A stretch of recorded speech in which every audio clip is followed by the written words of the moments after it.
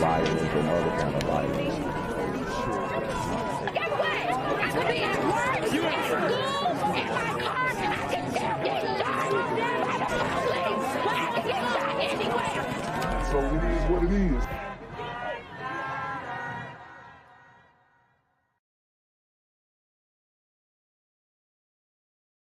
What's good, Shadow Realm? It's your boy Jenquavius Jackson, and y'all already know I'm demonetized and shadow banned in this bitch. So if you want to contribute, go to the Cash App, the PayPal, the GoFundMe, or join the Patreon. Also, don't forget to visit the merch store for all your favorite BGZM News 17 gear, including our exclusive Trump is a Blood t-shirt. Go fast before they sell out. They are already flying off the shelves, no cap. And remember, these super gremlins are on demon time. Yo, what's good, BGZM News 17 family? I'm at the corner of Jesse Jackson and Marcus Garvey, and I got some bad news for you. As you can see, I lost my job. I'm out here living in cardboard boxes outside of boarded up vacant homes. YouTube said I'm done getting money out here in these streets. They even took my funky ass suit. So anything right now would help. So go ahead and hit that Cash App, hit that PayPal, hit that GoFundMe. Hell, cop the merch. Or if you want to make the long-term commitment to the Jenquavius Jackson Fund, join the Patreon so that I can continue to put out top-notch content each and every day. Also, check out the Rumble, where there is absolutely no censorship. Link in the description box below. Hey, yo, ain't that nigga Jenquavius? Yo, I recognize. No, that's not me no more. Hey, yo, run your pocket. Y'all tell me what this is. Do the opposite of Antonio Brown and take What all your more do you want from me? A pickup truck in the Walmart parking lot in Sebastian. Police determined she was murdered. Then her killer confesses. Good evening. I'm Todd McDermott. And I'm Felicia Rodriguez. Thank you for joining us. Police arrested Michael Dupree and charged him with killing his fiancee.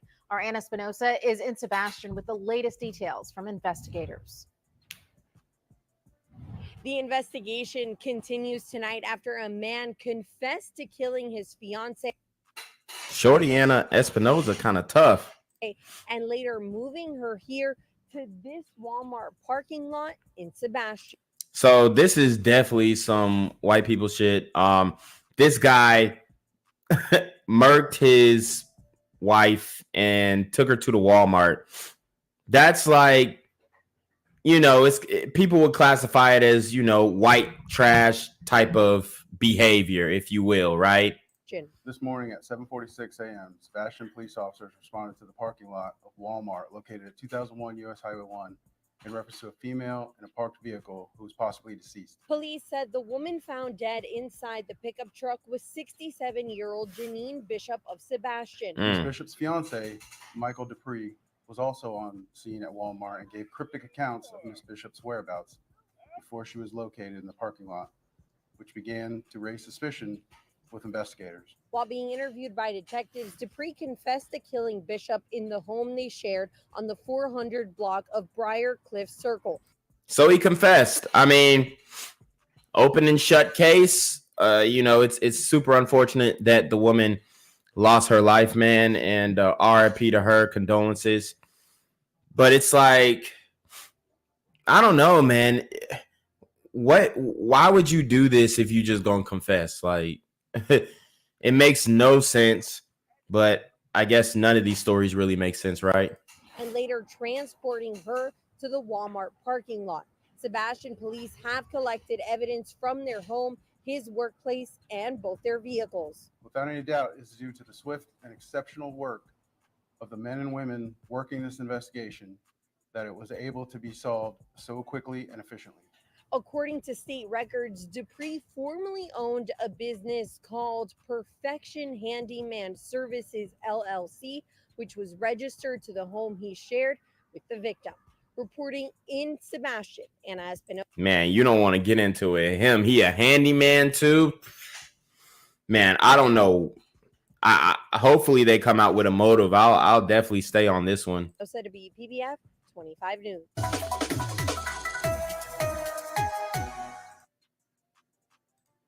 A startling and disturbing discovery outside a Walmart along US 1 in Sebastian. Tonight, police say a woman's body was found in the parking lot, and they say her fiance has confessed to the killing. WPTV News Channel 5's Ryan Hughes is in Sebastian tonight with what we're learning.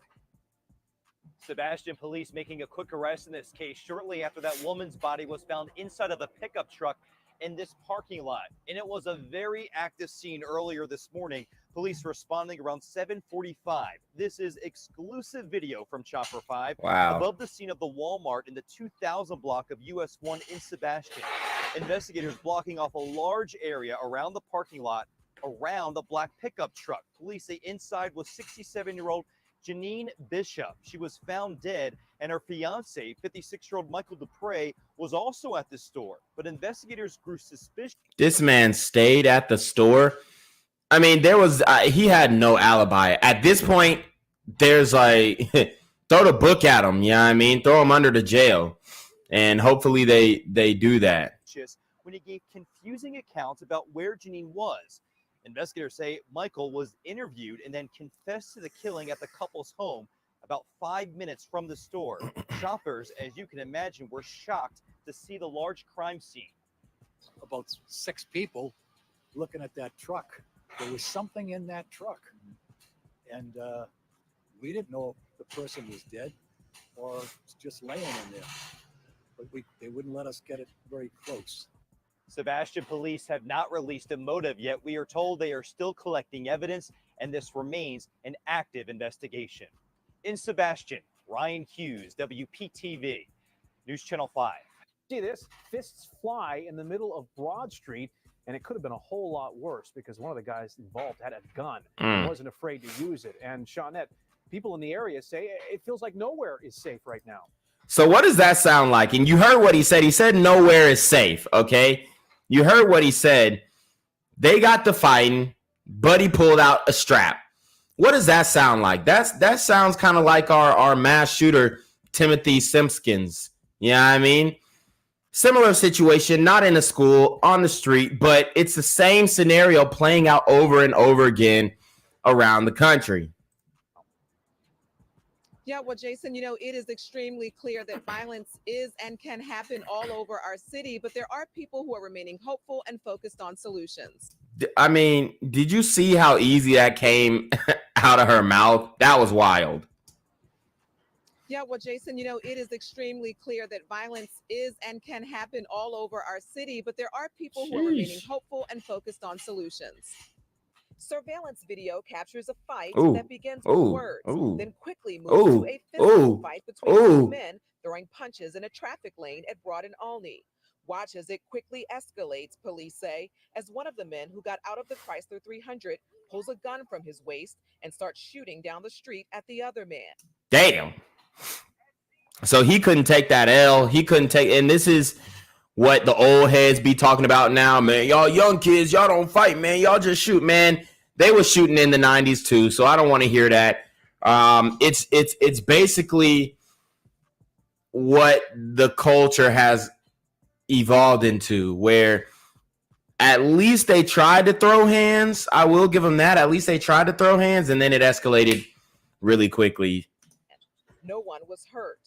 This woman watching the video with me as she left a store near where the shooting happened says no place is safe. Not nowhere. Not anywhere. This is ridiculous. Police released the video today. It happened last Tuesday. These two men watched the video too. The police station right there. So you ain't say about the police station, what you say? You heard him. He said the police station is right there. And this is the thing about these dudes, especially these dudes in the street, brothers in the street, man, we don't care about police. We're not scared of the police. So all this rhetoric of we fear the police and we scared to walk home in fear of the police are getting profiled and, you know, stop and frisk, it's a damn lie. Has it happened to a few guys, man? Definitely. But is it this overwhelming fear, especially amongst criminals, that yo, these guys are fearful of the police, man. Hell no. Hell no. Y'all seen that situation with the brother Jacob Blake? He was fighting off the police, and that's why he got clapped up so many times. It comes from the household first. If you let your kids stay out here in the streets, he's going to learn the streets. The video is released on the same day a virtual town hall addressing gun violence was already scheduled, sponsored by the I Will Breathe organization. Chris Bowman is the co-founder. I feel like we've gotten to a point where we're too dependent on dignitaries. Yo, my man's mask is too small.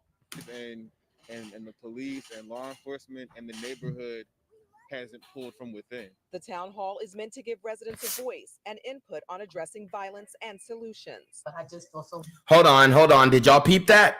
meant to give residents a voice and Look, the slides. I'm telling you, when these dudes talk about sliding, not only are they sliding in their vehicles with the hammers, they're sliding in flip-flop slides. You got to be careful of the dudes who wear long socks, flip-flop sides, and tight Adidas jumpsuits. Make sure you watch out for that. I'm telling you. And they bust and slide. Make sure you watch out for that. and input on addressing violence and solutions. But I just feel so much safer not sitting on my patio, just feel like I'm going to be a target because we do have gangs in our area. And I believe the initial. I'm sorry I have to stop this video so many times, but this is what they're trying to address in the town halls. What's happening, why it's happening, who it's affecting, immediate and long-term solutions. Let me go ahead and add another bullet point, and y'all can quote me on this. This is the Black G mindset, Black Gen Z mindset. Y'all can go ahead and quote me on it. Let's also add another bullet point and ask who is doing it. Everybody say it with me. Who is doing it? Okay. And I wanted to show you guys that the story of the husband murking the wife, because I want to show you the dynamics between these different types of murders, honestly. You know, when it comes to a lot of the white people, it's domestic, it's in the home, whatever. When it comes to brother, it's like, man, that shit can pop off at any moment. Initiation is to shoot someone in the head. Just breaks my heart when I see it every day. And you look into these young boys' faces and it's just a coldness. And they think that this is the only way sometimes. You heard it. He said, you look into these young boys' faces and it's a coldness. Old head, let me put you on game. That's called demon time. Heart when I see it every day. And you look into these young boys' faces and it's just a coldness. And they think that this is the only way sometimes. Bowman hopes the dialogue is a pathway to change. To bring back our neighborhoods and make our city a safe space for not only children, but just for everybody.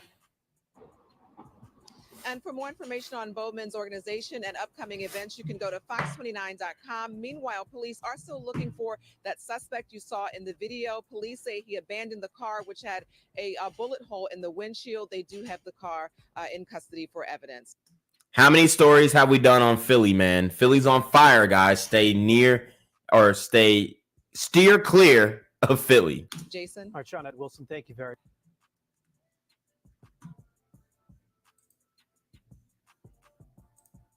Another day, another sad story out of Oakland. How much do we have to bring before the public? How many times do we have to cry out for help? How many times do we have to say to you that we are in a moment of crisis?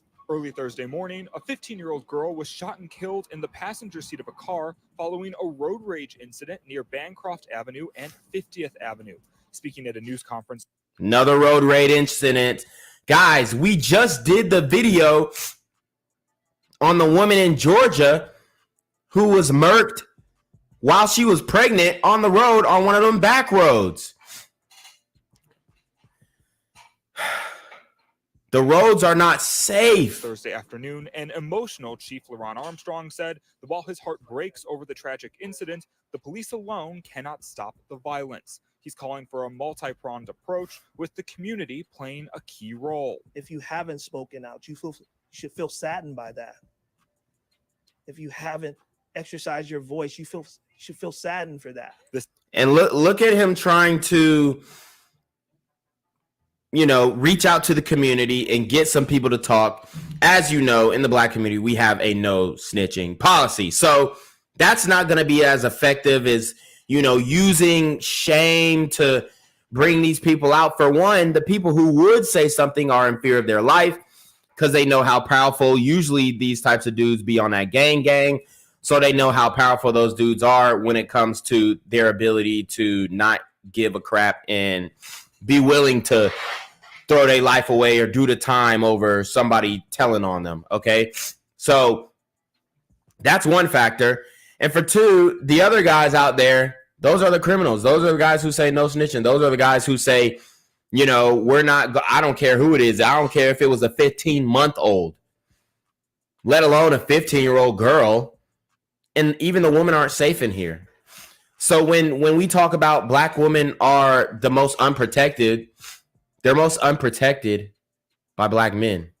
This incident marks the 109th homicide so far this year and comes on the heels of another homicide last week, which saw the killing of a beloved Oakland educator. Barry Donnellan, president of the Oakland Police Officers Association, says OPD just doesn't have the resources to keep up. What? No resources? I thought we were trying to defund the police, though. Are they asking for more resources? Or how bad does it get before this defund the police stuff dies? Because it's not dead yet. It really isn't. If you ask like the modern liberal, should we defund the police? They will say yes. Should we have criminal justice reform? They would say yes.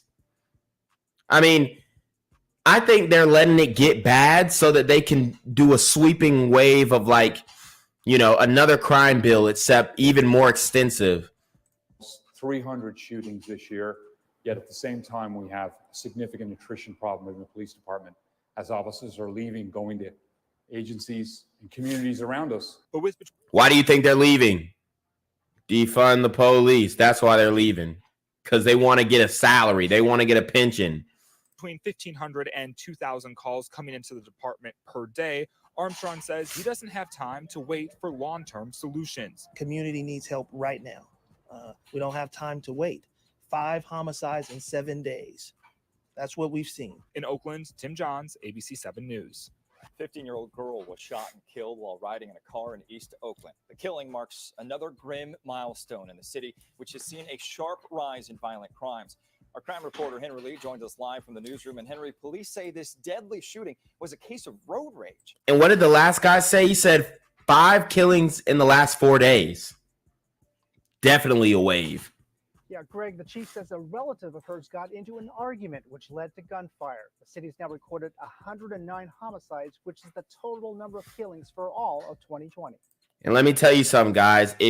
Do not argue with these brothers, man. These dudes are on demon time, like I told you. No arguments. They cut you off. They maybe nick you in the back. Just call your insurance company. Stay in the car. And call the police or whatever you got to do. At this point, depending on who you get in a wreck with, you might want to, get their license plate and call the police, let them know, call your insurance company and police when they told him to leave. All he had to do was leave. And it's really it's just funny how people are staying on Trump's, what. Not worried about or looking at the atrocities that are happening in Haiti and that were facilitated by the Clintons, right? Who, i.e., are directing what Joe Biden is doing right now. So anyways, let's get into it. Hundreds of thousands of people flowing in from Haiti. Haiti has a tremendous AIDS problem. AIDS is a step beyond. AIDS is a real bad problem. So hundreds of thousands of people are coming into our country. And if you look at the stats, if you look at the numbers, just take a look at what's happening in Haiti, a tremendous problem with AIDS. Many of those people will probably have AIDS and they're coming into our country and we don't do anything about it. We let everybody come in. Sean, it's like a death wish. It's like hundreds. And you know what? The funny thing is, he's not wrong. AIDS is a huge problem in Haiti. As you can see, I am at the CDC website where they say that the top 10 causes of death, number 7 is HIV/AIDS. Okay, so they have people who are coming over here, and I'm not even worried about, you know, that virus. I'm thinking about the other virus that they're not even speaking about, right? I'm thinking about the other thing that's going on, the 19th thing that's going on that they're not even speaking about. And they're allowing immigrants to just come in willy-nilly, no papers, no procedure with the needle taken at all, right? And I'm not even advocating for that procedure. I'm just saying that they try and make it a big deal for citizens, but when these immigrants come, oh, they can do no wrong, come over, it doesn't matter if you've got the procedure done or not, we'll take you in. You know, and this is not good for ADOS blacks either, right? Because these people, at the end of the day, I'm sure there's going to be a lot of good people who are coming over from Haiti. Don't get me wrong. Just hardworking people want to get a living, right? But just like the drug cartels in Mexico, I predict that 30% of those people coming over are bad guys, right? And they're going to infiltrate that lot because they're letting so many people in. They're probably going to go to Miami. They're probably going to, you know, be on the Zopound, gang, whatever, and do what they do. And we're going to definitely see a negative effect for letting all these immigrants in, you know, mark my words. But anyways, that's my 2 cents on the situation, but you already know what it is. It's the Black Gen Z mindset. Till next time. Gang violence and other kind of violence.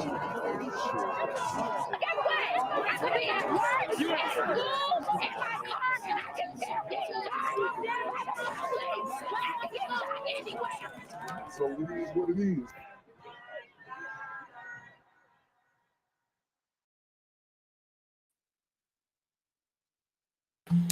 What's good, Shadow Realm? It's a Black Gen Z mindset. Make sure you go ahead and like, comment, share, subscribe. Let's get into the video. All right, guys. So I wanted to cover this this topic about Trump's platinum plan for Black America over the next 4 years, because it's resurfacing now, and a lot of people are talking about it online on Twitter. We have other stories as well that we're probably going to get into beforehand. But you're starting to see the tide turn when it comes to at least the black vote and Trump, because you have a lot of African Americans who are gravitating towards Trump. And, you know, even though the polls may not reflect that, in person, on the streets, hand to hand, street interviews, all that kind of stuff, you know, I see it over and over again, people saying they're not going to vote for Biden. So what does that mean? The Democrats, they have to just throw Biden away, which I think they're going to end up doing, and then run a new candidate? I mean, they're going to have to make a decision very soon. You know, with all this heat coming down on Hunter, I don't think that Biden is ideal to beat Trump, and all the news media are saying it. You know, the major leftist news networks, they're repeating this. So, you know, all we can expect is for Biden to drop out of the race, you know, within the next 6 months. I would say he would have to do that within the next 6 months in order to give the Democrats a potential chance. And we don't know what that ticket is going to look like, but we do know it is going to be delicately handcrafted. It's not going to be the Democratic nominee isn't going to be elected democratically. They're just going to appoint it. They don't care. They're going to run who they want. All right. So just understand that. But we're going to go to Atlanta right quick and talk about what's going on in my city. It is not looking good for the community. It really isn't. And I thought that we were going to see some slowing down, You know, obviously we talked about the domestic violence increasing, but I thought we were going to see a little bit of slowing down during the holiday season when it comes to, you know, the random acts of violence, if you will, which end up not being so random after all. But we're not seeing the slowdown anytime. All right. So I'm just going to cover some of the things that have been going on in the Atlanta area, and we'll just react to it because it's not good. We have new developments in a deadly shooting at a busy intersection. It happened in the middle of the day. We've got new video of the incident at the intersection of Ponce de Leon and Moreland Avenue. So you have a shooting that happened in the middle of the day. Like I said, the Super Gremlins are not afraid to pop it off in broad daylight. The sun no longer affects, you know, the activities or when the violence actually happens. Used to be able to say, hey, you know, don't go out at night, whatever. But now it's like you even go out in the daytime and you could potentially become a victim. Channel 2's Ryan Young is live outside Atlanta Police Headquarters, where he obtained that video just within the hour. Ryan. Yeah, we've watched this video several times, and I got to tell you, what's shocking about this is how it happens in the middle of traffic. In fact, when we show you this video, you'll be able to see how someone walks up to the car and then starts to open fire. And here's the thing. It's not shocking at all that this happened in broad daylight in the middle of traffic. We've been talking about sliding on ops since the beginning of this channel. And that's why I played that video beforehand for you guys, to just let you know I've been on it. I've been talking about sliding on ops. I've been talking about how these Super Gremlins are sliding in slides, literally. And it hasn't slowed down at all. Atlanta has only become more violent, and, you know, the violence is also leaking into Buckhead and, you know, major financial hubs for Atlanta that can't really afford to take this type of hit when it comes to crime. In this video that Channel 2 Action News just obtained, you can see this man in a white t-shirt. He makes a move in the busy traffic toward this white car, then shoots and kills Graham Sisk as he sits on the corner of Ponce and Moreland Avenue.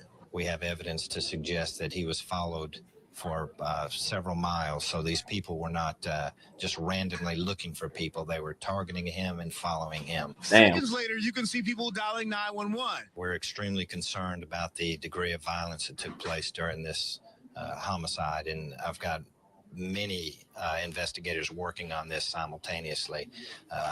And it is a significantly violent incident, and we're very concerned about it. Detectives now know a black pickup truck and a black SUV were both involved and may have followed the victim for several miles. And here's the thing, that those vehicles could be stolen. So you may not even be able to trace it back to the people who actually did this. But before that, they believe many of the people who are sitting in this traffic area could see what happened and may have clues that they absolutely need. We are in the process of going over all the leads that we have, and we have received a lot of information on this case. However, a lot of the information we're getting is not specific enough for. Now, here's a few things. You can actually see some of the shock on people's eyes, actually, after the shooting happened, them running toward the area, not sure what happened, and then that car crashes into a pole. What I can tell you is what they're hoping is after someone sees this picture, all the video that we've shown you, someone will call in and give them some more details, maybe even a tag number of that truck or that SUV so they can catch whoever did this. Live at Atlanta Police Headquarters, Ryan Young, Channel 2 Action News. So like I said, I mean, they think they're going to get a tag number of the SUV and then, you know, they're going to know who it is. But like I said, a lot of times these joints are stolen. So these vehicles, you're not going to be able to identify who actually is driving them unless you can trace back to when it was stolen and, you know, cross-reference surveillance footage and whatnot. But I do want to show you guys Trump's platinum plan, and we can read through it, but I just had to give you kind of a temperature check in the city of Atlanta, and then we'll bounce around city to city. I have a few stories in Atlanta, and then we can kind of bounce around. But I mean, it's not. Look, the issues in the community we all know of, and I genuinely think that if Trump gets 4 more years, he's most likely going to make it better for everyone. Okay, and then that is going to be that trickle down economics that we all talk about, and the community is going to be able to benefit from everyone else benefiting if we make the right moves, right? But it only will happen if we make the right moves and take advantage of opportunities that we are presented with. But as far as Trump's platinum plan, this is something that I think we can work with as a community. So I'm going to read it off. All right, just so that everybody is familiar with this plan and we can kind of reference back to it throughout the stream and relate it to other videos. So the platinum plan, President Trump's pillars, he's got 4 pillars, starting with opportunity, security, prosperity, and fairness. And aren't those things that, you know, the community loves, lavishes in and advocates for, right? Opportunity by achieving historic employment levels for Black Americans, as well as increasing access to capital for new businesses. President Trump has been committed to ensuring all Black Americans can achieve the American dream. And this is actually really true, that he did decrease unemployment and increase employment for the Black community. When he was in, he had the highest, Black employment of any president, if I'm not mistaken. And now Joe Biden is lauding statistics about, his jobs growth and whatnot, but they're all false numbers because he's counting job growth as an aggregate instead of, incorporating the jobs that were lost during the pandemic. So he's adding jobs that were he basically, in Biden's numbers, he's got a lot of overlap, but he can say, oh, well, I created the most jobs. Yeah, because you came in during the pandemonium and everybody was unemployed. Everybody wasn't working. And then you open stuff back up eventually. And now you have people rushing back into the workforce. So that is the growth that Biden is pretty much talking about. From that end, but Trump had an authentic growth in employment. He had an authentic decrease in unemployment when it comes to the Black community and overall in general. So security. By signing into law the celebrated First Step Act, President Trump has brought common sense criminal justice reform to the American people for the first time in decades, while ensuring that our streets and communities are safe for families and business owners. So security is something that we are dying for, literally, in the community. Security.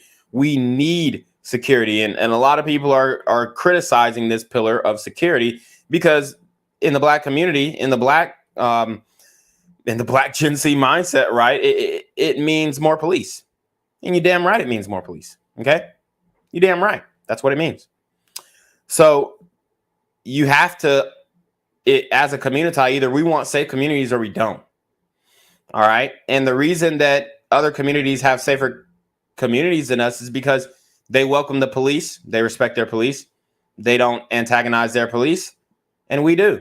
When we have police in our communities, you got people throwing rocks, throwing bottles, trying to prank them, shooting them with water guns, shooting them with real guns. Right. But the police have to be on guard when they're in our communities. And that's not right.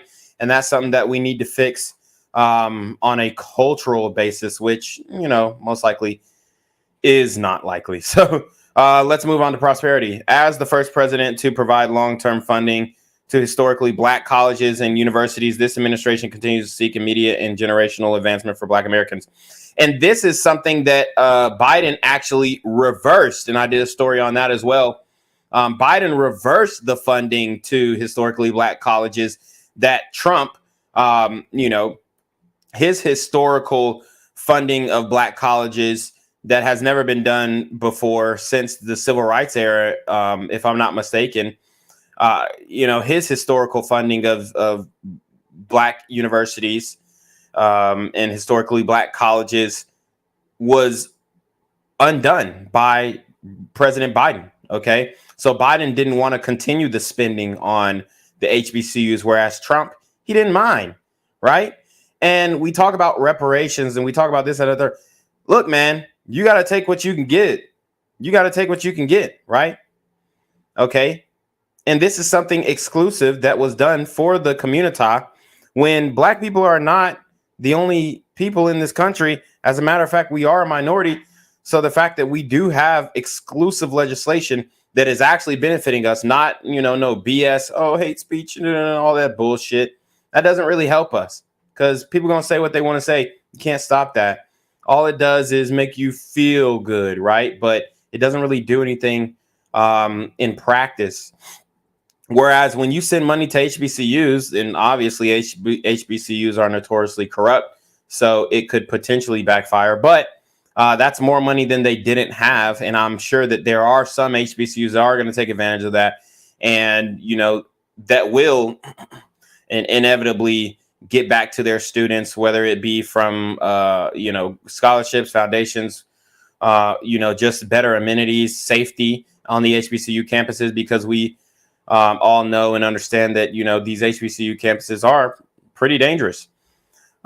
Fairness, as demonstrated through his actions to initiate investment into opportunity zones, as well as address health disparities, wage gaps, and necessary education reforms, President Trump works every day to advocate a fair and just America for the black community. So these opportunity zones, right? These are zones, zip codes, drawn out parts in a county map that need help, all right, that are struggling with poverty and low economic growth.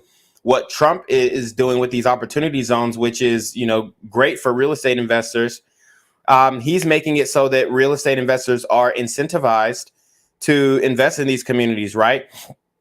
Because what happens when you see what happens when you go into the black community? What do you see? All right. What do you see? Okay. You see abandoned houses. Okay. Bendo. Everybody wants to talk about bendo. When it's in a rap song, it's all cool. Trap house. Yeah. Bendo. We got the International Trap House, or whatever the fuck that shit is called, that 2 Chainz opened up in Atlanta. Bendo. Like, niggas want to talk about the bando in a rap song, right? But then when when we're saying, okay, we want to fix up these communities and help these abandoned neighborhoods and really bring them back to notoriety, because a lot of times and I'm a real estate investor, when I go into these communities and you see these abandoned houses, you talk to the old black folks who's been in their home 50, 60 years, and their home's not really worth much right now because it's surrounded by bandos. But you talk to these black folks and they're like, man, I remember when every house on this street was filled up and people were waking up and leaving the door in suits and coming home in suits. And this was a thriving community and we all leaned on each other and helped each other out and all that kind of stuff. See, those were the days of prosperity in the community. But now every single house that our grandparents grew up living by is abandoned or are abandoned. So when you go into these communities and Trump is saying, hey, any real estate investor who's going to take this risk, because it is a risk, it is a huge risk, investing in the black community, which a lot of people don't understand the risk that you're taking on when you do invest in the black community. But it's something that it's necessary, right? But it is a huge risk. And Trump is saying, hey, I'm giving you tax cuts. I'm giving you this. I'm giving you that. Go in there, fix it up, take the risk, come out. You'll get a tax break. And, I'll make sure that you don't fail. How about that? That's what's Trump. That is what Trump is doing with these opportunity zones. He's saying, hey, you real estate investors, which, let's keep it a buck, a lot of these people, are white people. You real estate investors, you come in here, you take the risk and invest in these communities, and I'm going to give you a tax break, and I'm going to make sure that you don't fail. Okay. And that's what he's doing with these opportunity zones. And there were black investors, are still black investors, who benefit from these opportunity zones as well. And the homeowners benefit from it as well, because now they have more activity and they have more demand for houses that a lot of times they don't want. They're paying taxes on. They're about to lose to tax foreclosure, and so on and so forth. So, you know, these opportunity zones are a huge game changer in the real estate investing space. And, you know, it's given a lot of people opportunity to create and build and sustain that generational wealth. Because what's really happening, people try and say, oh, well, you know, these white folks, they coming in and gentrifying and da-da. Here's what they're doing. They're going in, fixing up the infrastructure, and they're not, a lot of times, I'm not saying all the time, but a lot of times they're not keeping these houses, right? They want to get in and get out as soon as possible. So a lot of times they're building up the infrastructure and then putting it on the market, selling it to another black family, because black families are the only ones who are willing to pay retail market for, you know, houses in these areas, because at the end of the day, they're like, you know, it's a good deal. And I don't feel threatened being in this community. I see people that look like me. So you have that benefit. So it's not like they're just going in, oh, gentrifying, and then they take it over, and then they're going to own everything and we don't own nothing. No, that's not really how it works. They're going in, they're renovating these properties, and then they're just selling them to more black people. That's really all it is. Black people who could qualify for a loan, because white people are not investing, you know, for long-term home ownership in these neighborhoods like black people will do. So, I mean, that's what's happening. I think it was a great thing while it lasted. I think Biden did a lot to overturn some of the economic strides that Trump had made. And we're feeling it. We're all feeling it in our pockets, man. I remember when gas was less than $2 when Trump was in office, right? It seemed like forever ago, doesn't it? But I remember, and I was like, man, that's $2, man, it's getting expensive.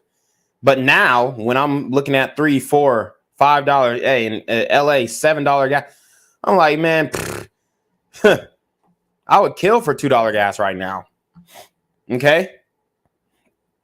So let's keep going. President Trump's promise to Black America over 4 years: increase access to capital in Black communities by almost $500 billion. And what does that mean? Access to capital. That's in the form of grants. That's in the form of scholarships.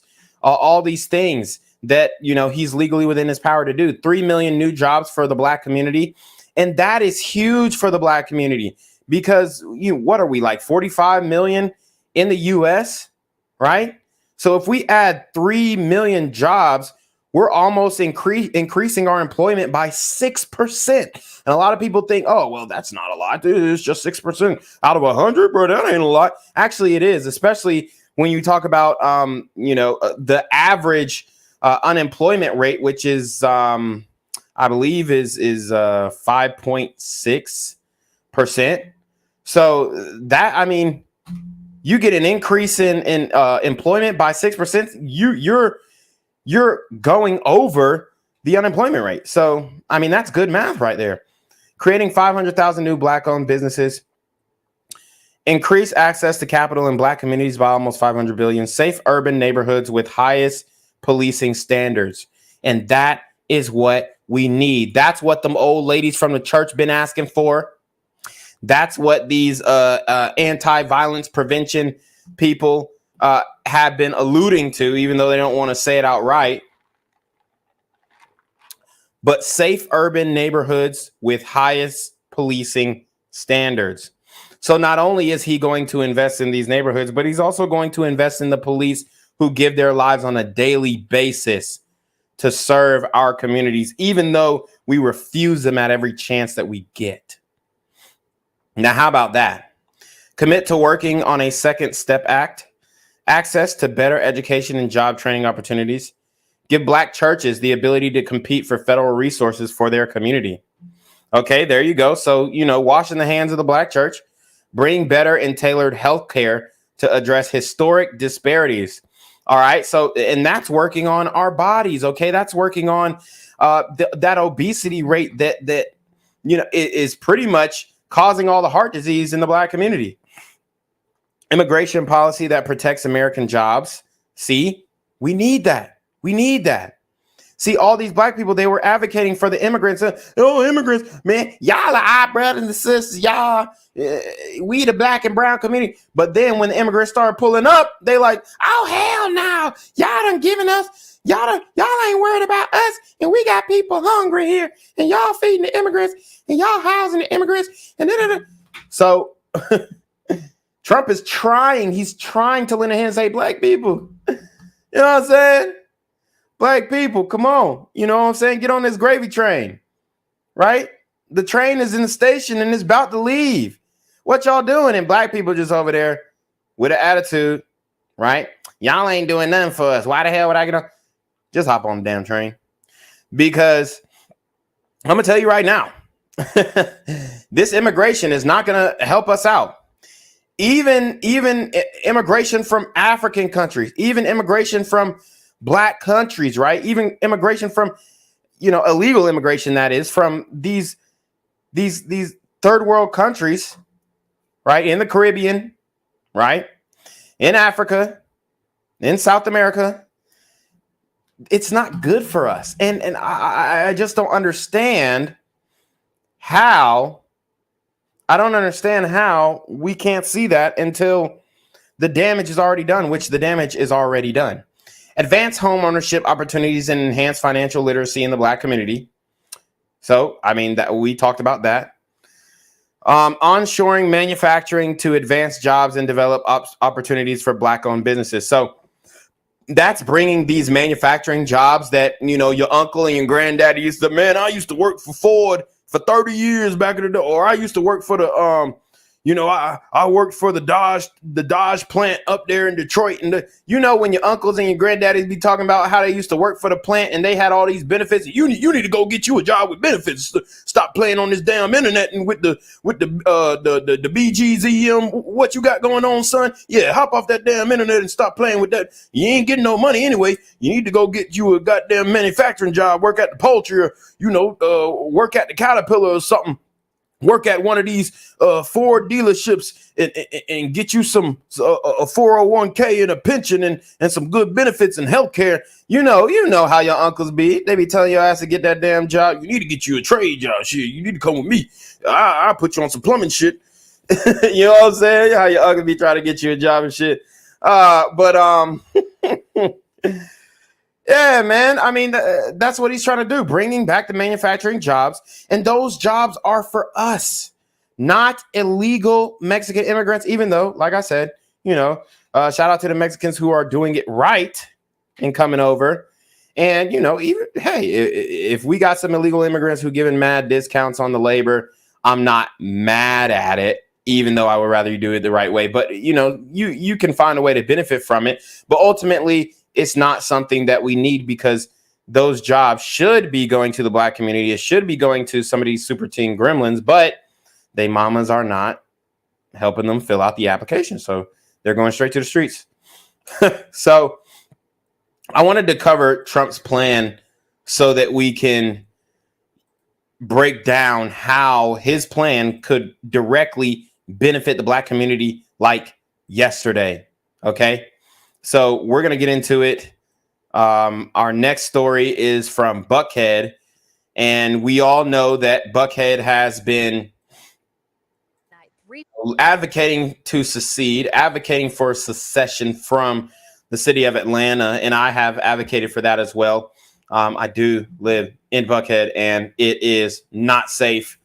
You have all types of different characters around here who would not have normally come to Buckhead if they didn't know that the police presence has severely died down and dwindled within the last, I would say, the last half decade.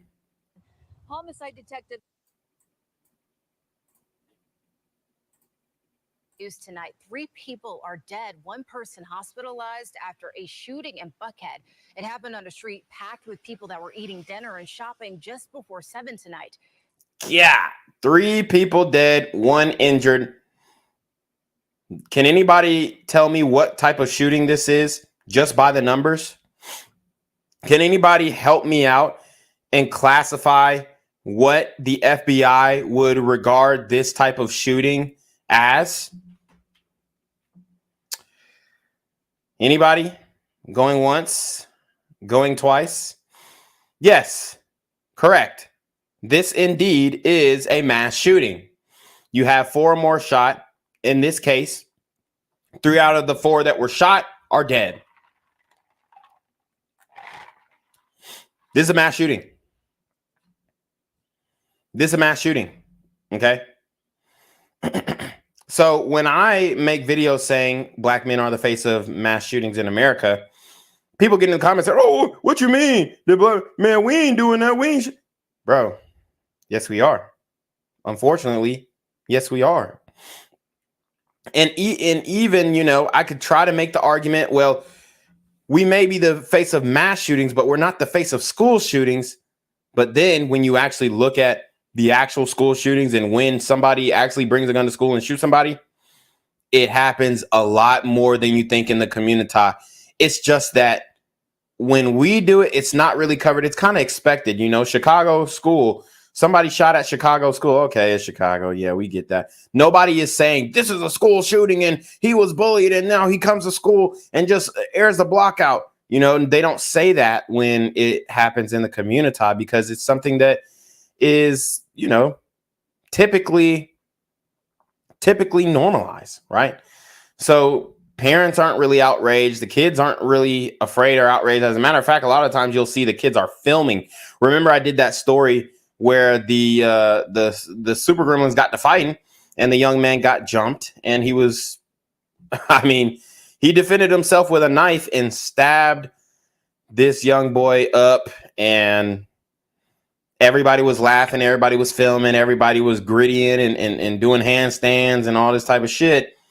So the community is not scared of school shooters. I'm sorry, but we're not. Like, that's just the reality.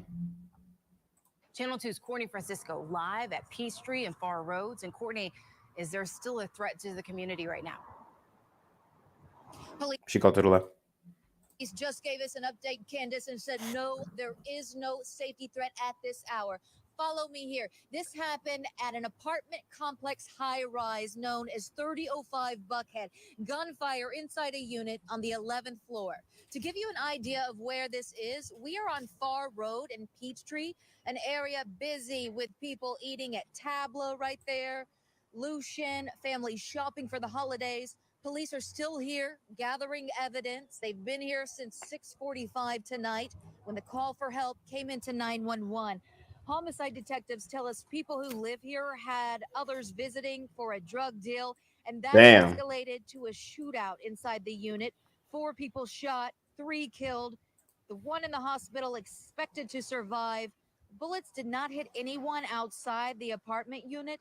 People who live here said it happened during family time in a crowded area, and they're concerned about their neighbors. I was just coming inside. And, you know, just for perspective, I literally live 10 minutes away from this apartment complex. So this very much hits close to home. All right. I mean, I can even see it from my apartment. So it very much is real. All right. And this type of stuff has been normalized. Now they're saying this is a drug deal gone wrong. The reality is the super gremlins who came to rob these dudes, they already knew that they were going to rob them from the get-go.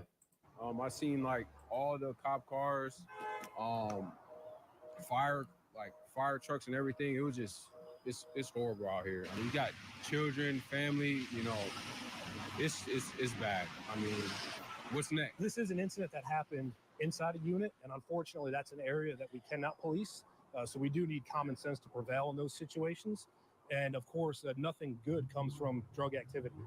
This department does its best to shut down drug operations. So if anyone has tips or information, that's why we ask that you send those our way so we can try to prevent incidents like this. Police are still working to confirm names and ages of those shot and who lived where. And at this hour, they tell us this is the first serious incident that's happened around this complex. Reporting live in Buckhead. That's a damn lie. That's a damn lie. There was literally just a shootout like 2 weeks ago. The hell are they talking about? Courtney Francisco, WSB Tonight.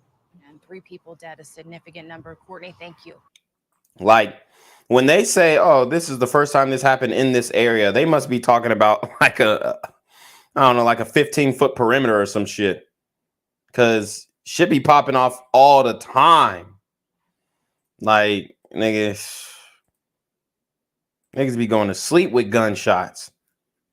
Right? Hear the damn Tommy gun is a fucking lullaby at this point. Atlanta police calling it a drug deal gone wrong. This all happening near Buckhead Village. It's a very busy area, especially for a Saturday night. Fox 5's Eric Smock is live for us tonight. Eric, what are you learning? Guys, hit the Cash App, hit the PayPal. I am demonetized on all platforms. Even my other YouTube channels that have nothing to do with this type of content, they demonetize. So I'm giving y'all free game. This is literally the definition of free game, and it might keep you alive one day. So the least you could do is at least like, comment, share, and hit the PayPal, hit the Cash App, hit the GoFundMe, cop the merch, give bread to get a t-shirt. You know what I'm saying? It is what it is. But support the channel in any way that you think, or any way that you see fit. Atlanta police tell us this was, in fact, a drug deal that turned deadly, killing 3 people, putting 1 in the hospital. And they're telling us that 4 people were involved in this deal on the 11th floor of this building, these apartments, 3005 Buckhead, and they were all involved in this drug deal. Major Peter Malecki with APD tells us they got the call of multiple people shot at around 6:45. And what could, somebody in an adjacent room could have been shot as well. So this is very dangerous. I've told you about these apartments in Atlanta. I'm trying to get out of my lease like this month. They trying to tax me like 5 racks. Yeah, it sucks. But I'm getting out of my lease. I will not be here. I'll be gone hopefully by January 15th. They trying to charge me. Well, they are going to charge me like $4 grand to get out of my lease.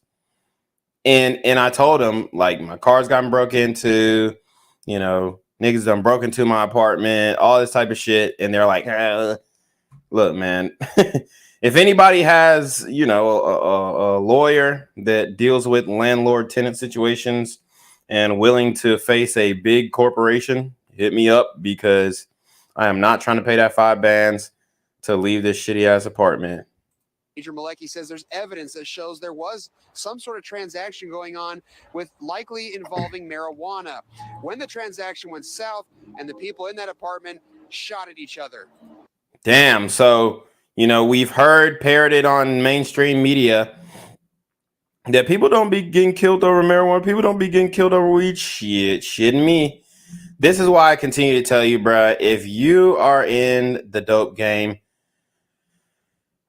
do not under any circumstances sell to these super gremlins. I'm telling you right now, save yourself some time. Save yourself some trouble. You don't know which one of them might say, hey, bro, I got the plug, bro. Oh, who the plug? Who did? Bruh, you do not want to be the plug on the other end of that barrel. Shout out to T Sims in the building. He says, we outside. Shout out to T Sims with the $5 Cash App. Hold on. Hello? Where we at? Oh, you want to know where I'm at? We outside! Right? So we were sold the narrative that, niggas don't be robbing over weed no more. Weed's decriminalized and everybody loves weed and puff pass and all that shit and 420. But no, you're very wrong. Weed is still a very real street currency. You can pretty much exchange weed for damn near anything. in this day and age, especially if you live in Atlanta. Like I guarantee I could trade a nigga a pound for his car. Swear to God. If you live in Atlanta. So I mean it has significant value still in the streets, especially if we talking about that Zaza, okay, the exotic packs, the 28 packs, the 35 packs, the 32 packs, all that shit. You know, this type of marijuana, it is very high priced and extremely coveted. Okay, that's why you see, you know, the white specks on it and all that kind of stuff, and everybody wants to smoke it because it's the most potent shit out there. So, like I said, do not, under any circumstances, serve to these super gremlins. If you are involved in the game, I'm telling you right now, it is an L. It's not even worth the business. It was some type of drug transaction that was taking place inside the apartment. While that transaction was going on, it escalated to gunfire, resulting in the exchange of gunfire and ultimately costing 3 individuals their lives. Now, Malecki says the only surviving victim was taken to Grady Hospital and is expected to survive. He says they recovered handguns at the scene, but they're still investigating to see if any other weapons were used. And unfortunately, he says this is not uncommon for drug deals like this to turn into deadly shootouts.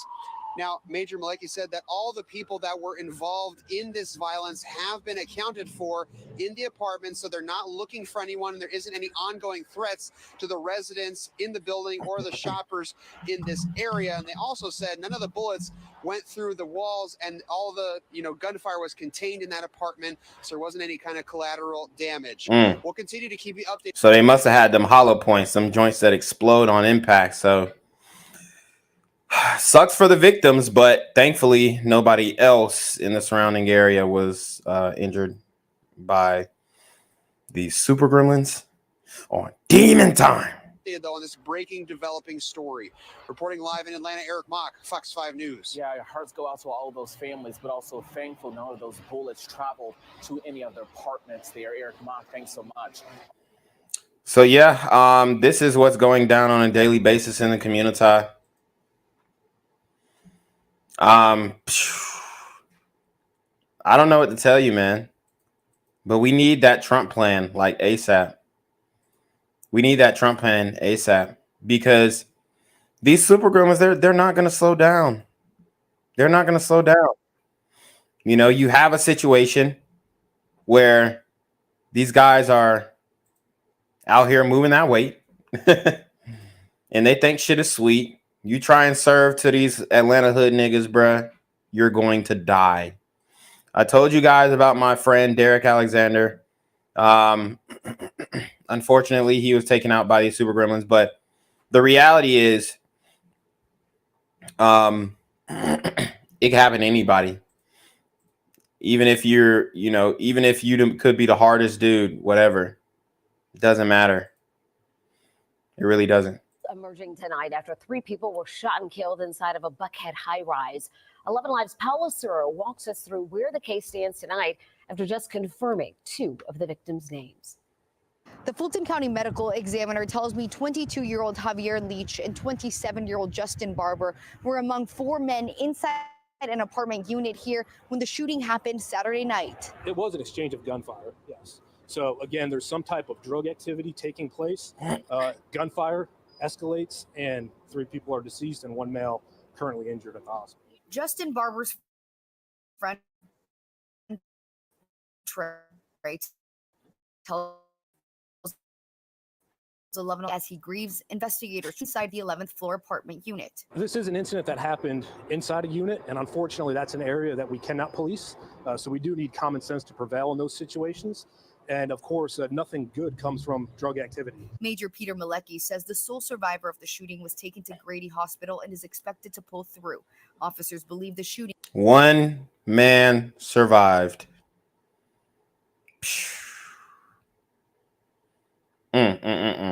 Stemmed from a marijuana deal. According to APD's crime map, in February, officers investigated a double shooting at this same complex, also over a drug deal. This is the first incident, obviously, of this magnitude that we've been out here for. And again, it's a result of illegal drug activity turning into violence. APD says all 4 men knew each other and at least 2 of them lived inside the apartment unit. At this time, it does not appear. So 2 lived in the apartment. 2 of these guys, it seems like, could have been potential robbers. So hopefully the remaining victim will spill the beans on what really happened. Most likely he won't, because of the street code, and he's the only one to tell the story. So he's going to tell it in his favor if he is going to tell it. So, oh man, may not ever get to the bottom of this one, guys. Police are searching for anyone else in this case. In Buckhead, Paolo Suro, 11 Alive News. Yeah, AK makes a great point too. Don't trap where you sleep, you goof. Yeah, I mean, that's a great point. Wasn't that like one of Biggie's 10 crack commandments, right? So obviously, these niggas shouldn't where they eat. It's not a good thing. And then these apartment complexes too, they have good footage, good security systems, so they should be able to get whoever did this on camera and get to the bottom of it. But it'll be interesting to see for sure. But we're gonna go move on to the next story. We have to talk about a high school football player who was taken out, all right, prematurely, deleted, life cut short, however you want to call it. But it's a sad story.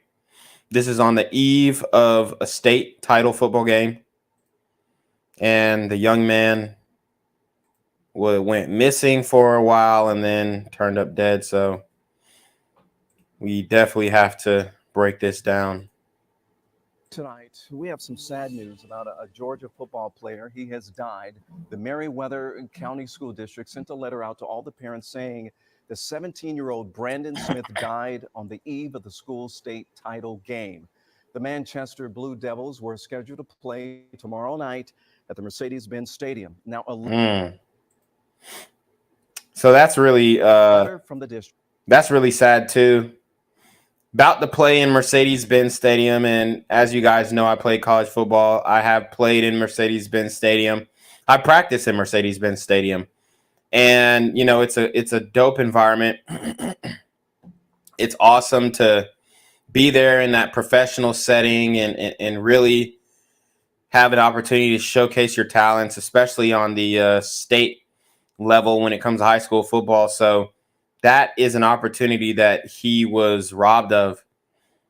You know, it's not easy to win a state championship, especially in football and especially in the state of Georgia.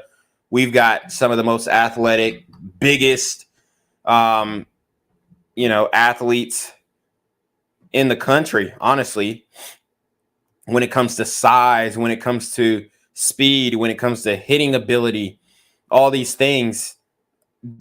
Georgia is most likely one of the most competitive stages, rivaling Texas football, Alabama football, obviously. But, we could make a case for number one when it comes to just raw talent that comes out of our state. So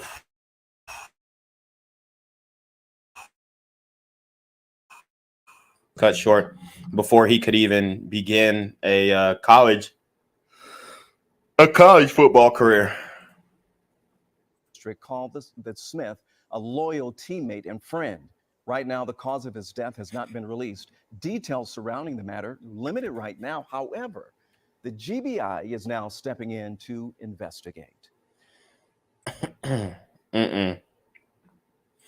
So you have the GBI stepping in, and they're trying to get to the bottom of this because you have a teenage boy who was deleted. Okay. And this is a pretty big deal. and we continue to talk about youth violence and how our young men are being taken out almost systematically at this point by each other. And this is a result of the hip hop culture. It's a result of the op culture. It's a result of, all of these things that we see reflected in the culture today that are deemed as, things that are cool in the community. Now we're starting to see the ramifications on a mass scale, and this is all around the country. Less than an hour, the Manchester High School Blue Devils are going to be taking the field in the state championship football game. But their hearts will certainly be heavy after one of their teammates was found dead in Meriwether County. Tracy A. McPeer spoke with the victim's family. She's joining us now live from Mercedes-Benz Stadium, where that game will be played tonight with a lot on their minds, Tracy. That's right. Right now, Brandon Smith's football team is inside of this stadium, getting ready to play for the state championship, while also mourning the loss of one of their teammates. If you need him to rake his yard, he would do it. He helped the people. Maxine Smith says her 17 Not helped it. Oh, Lord. No way she said helped it. of one of their teammates. If you need him to rake his yard, he would do it. He helped the people. Maxine Smith says her 17-year-old grandson, Brandon, was kind and that he loved his family and football, which makes his death even harder to deal with. They took my baby from me. My heart is broken. So it looks like the grandmother was the custodial parent. So this is another grand ninja, okay? And it's really dangerous for these grand ninjas, and it's also dangerous to be associated with these grand ninjas or be around these grand ninjas. So you really need to pay attention to your surroundings and the people that you hang around, because these grand ninjas, they can't be controlled. And I'm not saying that he was a bad guy. I'm just saying she probably didn't have much influence on the people that he hung around as well. And that most likely led to his untimely demise. Smith says Brandon was missing for days after not coming home Thursday night. When I woke up Friday morning, knock on the door, he was gone. He was not in the house. So I was up, worried about it, kept calling his cell phone. Couldn't find him. Damn. Couldn't find him. So I called the school. She says Brandon's football coach was the one to tell her on Sunday that his body had been found near 3rd Street in Manchester. And he told me they found my baby was gone. Damn. Smith tells me Brandon was shot multiple times. The Meriwether County coroner tells me they have not confirmed his cause of death, but that the GBI... Wow. So, ain't no telling what this young man was involved in. Could be gang activity, could, be drugs, could be just a fight. You never know. But shot multiple times, point blank range. This is how black men are doing each other, man. Legitimately. This ain't no hyperbole or making shit up or jumping to conclusion. No, this is exactly how black men are treating each other. 2 to the chest, 1 to the head. I mean, and we're screaming white supremacy all over Twitter all day. All I see is white supremacy. Okay? It's like that's our number one problem. When I would say it's the least of our concerns. All right? And anybody listening to my voice, after seeing my content, after seeing the destruction in the community, I don't understand how you could disagree. I will be conducting an autopsy on Smith tomorrow. His uncle sharing that he would never want to miss this championship game. This game meant everything to him and his teammates. And tonight, as the Manchester High School Blue Devils take the field without Brandon, his grandmother has a message for his football team. But I hope the football team win tonight on his behalf. Now, his coach tells us they will run out holding his jersey as they take the field tonight, and they will be playing for Brandon. Now, so far, police have not released any information about this investigation. Sheesh. So, let's see. We gonna see if they won that football game. Hopefully they did. But you know, it's tough, man. It's tough. Losing these young guys and seeing the destruction that's going down in the community. All right. I mean, it's just despicable. Okay. So let's see. Oh, damn. Oh, never mind. That was the first quarter. I'm looking for the score here, but they were down 14-0 at the first quarter, so that ain't good. They could have used my man's Spirit out there or something. But it's the Blue Devils versus the Red Devils. Bowden versus Manchester. Honestly, it looked like they got their ass whooped, respectfully. But this is one of the highlights. So I'll show you guys because, you know, over here, we love football. We love high school football, as you guys know. Here's a highlight from the game. State championships 3 times in their history, including last year. McGrin going to throw a pass in the middle. Wow. Caden Prothrow with the touchdown. Woo! Damn. Tip pass. Touchdown. So the Red Devils are definitely not playing with them boys. They're definitely smoking on a Manchester pack right now, it appears. I do want to see the final score. Let's see if we can find the final score.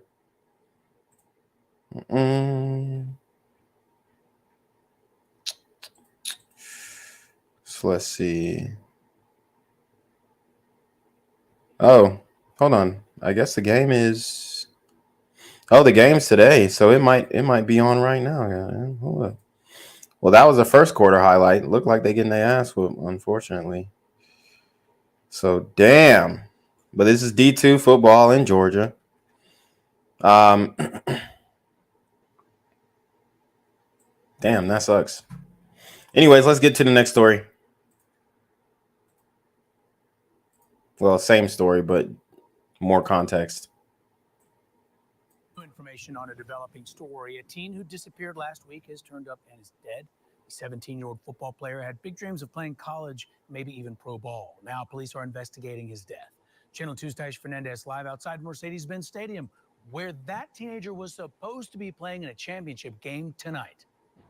And Justin, now his teammates will be playing their hardest to win that game for their friend and teammate Brandon Smith. We tracked down his family. We went to Meriwether County today, and they are just still Oh, it's live right now. their loved one is gone. So the game is live right now. I'm actually going to pull it on my laptop just to see what's going on. But yeah, this young man, I mean, he was about to get the opportunity of a lifetime to play in Mercedes-Benz, which is, I mean, it's just a great experience. And that was taken from him. So we as a community need to really look inwardly because we're getting smoked. We're smoking ourselves, bruh. We're smoking ourselves, bruh. It's so crazy. The rate in which we're just, boom, back to back to back to back. Like, and the Black Lives Matter shit too, man, it's just not adding up. He never missed that school or football practice. When 17-year-old Brandon Smith never came. So, I mean, that's an accomplishment right there. He never missed a day of school or football practice. And if we're taking Buddy's word for it, You know, that's an accomplishment because a lot of kids, and particularly black kids, skip. Let's just keep it a buck. Skip. I mean, we have the highest truancy rate. Tell me if I'm wrong. But he's going to football practice punctual. Doesn't miss school, doesn't miss football. It looks like the guy had he was on the right track, it appears. And he was playing for something. He was working for something. He had a goal in mind. And a lot of times that's all we need as kids who feel like we're growing up in a hopeless world. But he had a goal in mind, and he had something going on, it seems like. It'd be different if, he was cutting school, he was cutting class and all this other stuff, but looks like the young man was determined to do something with this football thing, and Super Gremlins had other plans. Home Thursday, then missed school and practice the next day. His family knew something terrible happened. They filed a missing person report with Manchester Police. The missing persons report was filed on Saturday. The next morning, someone found the teen near his home. Police left this crime scene tape behind, and I spoke to some neighbors who said the teen's body was found right in this back alley. It's about a block from where his grandmother lives, and it's also right around the corner from the police headquarters. Manchester Police called in the GBI for help. Brandon's family told me they appreciate that because they can't imagine who would hurt Brandon, also known as BJ, to friends and relatives. Yeah, they need to hit that phone up because, this could have been a drug deal going wrong as well. You want to relieve some stress. You're trying to buy a couple grams of weed. You pull up to the plug crib and he on some bullshit. He talking about oh, no, bro, the price is 40, not 20. Now y'all get in an argument. His whole intention was to rob you in the first place, and he shoot you dead like a dog. I mean, it could have been the same thing. You're trying to relieve stress before the game. You want to clear your mind, or prepping for after the game. Who knows? But, I'm not putting that on him, but I'm just saying that could be something that's going on here. But could also just be random. These things just happen in the community. It's kind of the norm. I don't know who want to hurt my grandson. Like I said, he was very humble, very outgoing person, and everybody knew him down. Everybody knew him in this little town. Everybody knew BJ because his name was just popular down here. Yeah, and that's also not the best thing to be known in the community. I don't want to be known. I don't want these niggas to know me because you become a target. And his popularity, his fame, his notoriety in the city could have put a target on his back as well. I just wish they hadn't took him so early because he had really big plans, and I was hoping to see those plans. I really miss my brother, so cherish your brothers and sisters while you still have them because you could lose them tomorrow. That game is set to start in about 45 minutes, and while the players will be going their hardest to win this game tonight, the police and GBI are investigating Brandon Smith's death. We're live outside Mercedes-Benz Stadium, downtown Atlanta. Taisha Fernandez, Channel 2 Action News. Ain't that a damn shame, man? Woo! We are dropping like flies, y'all. This is not good. This ain't it, man. Community, when we gonna step up and do something about this? When are we gonna say enough is enough? Okay? It's on y'all. I did my part. It's on y'all.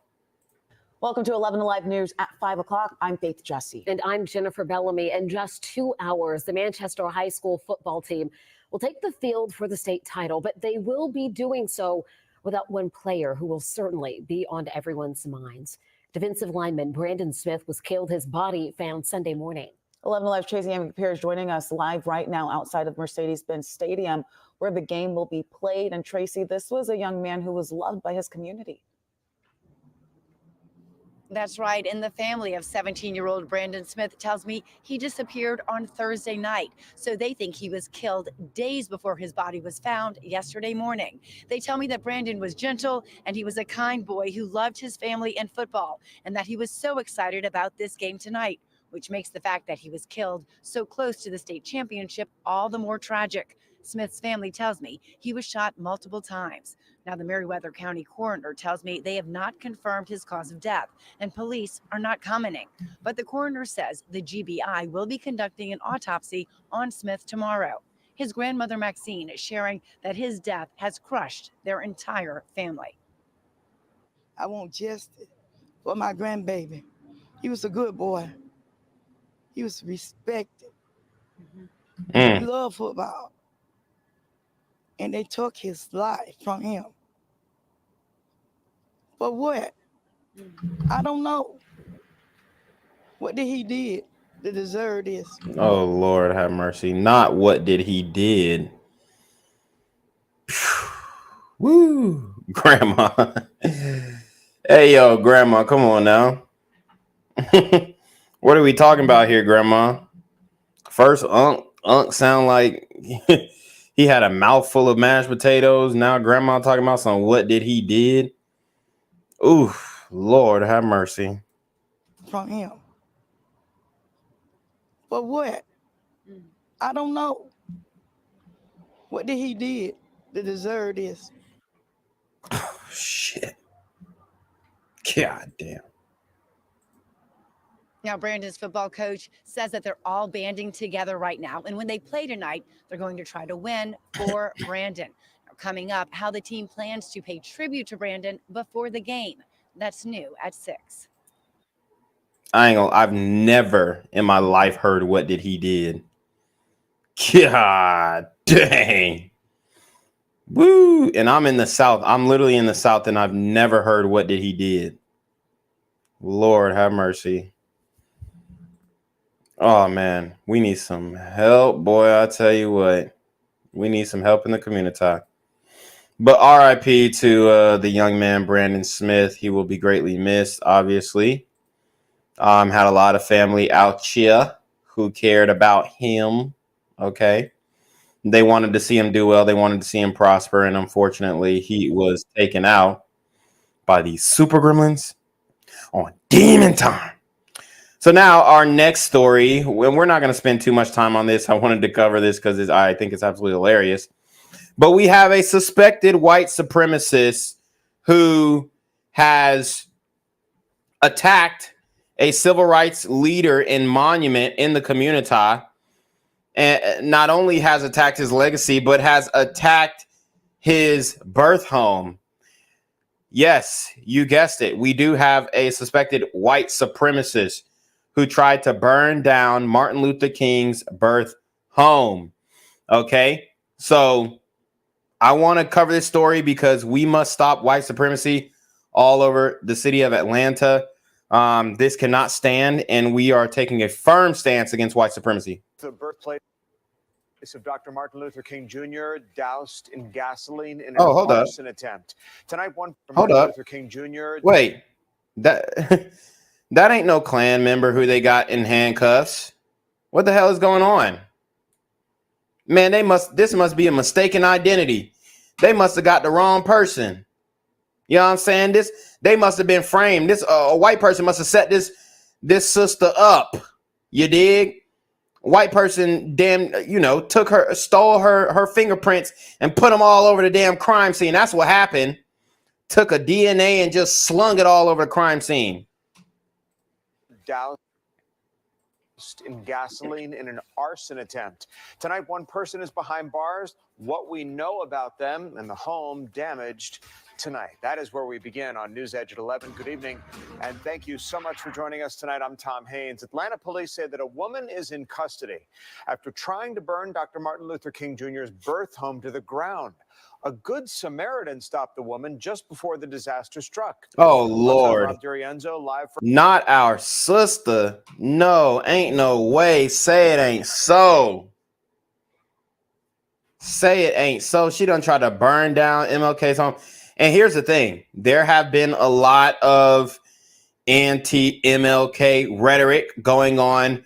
Not necessarily from white supremacists. I know there was a lot going on when, the FBI files dropped and stuff like that. And, we're not going to get into that right now. But ever since B. Simone did that damn podcast where she was talking shit about MLK, talking about he's not a good man, right?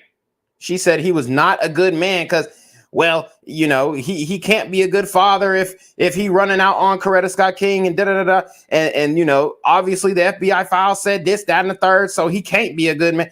And I think that B. Simone strummed up some resentment, especially coming from black women.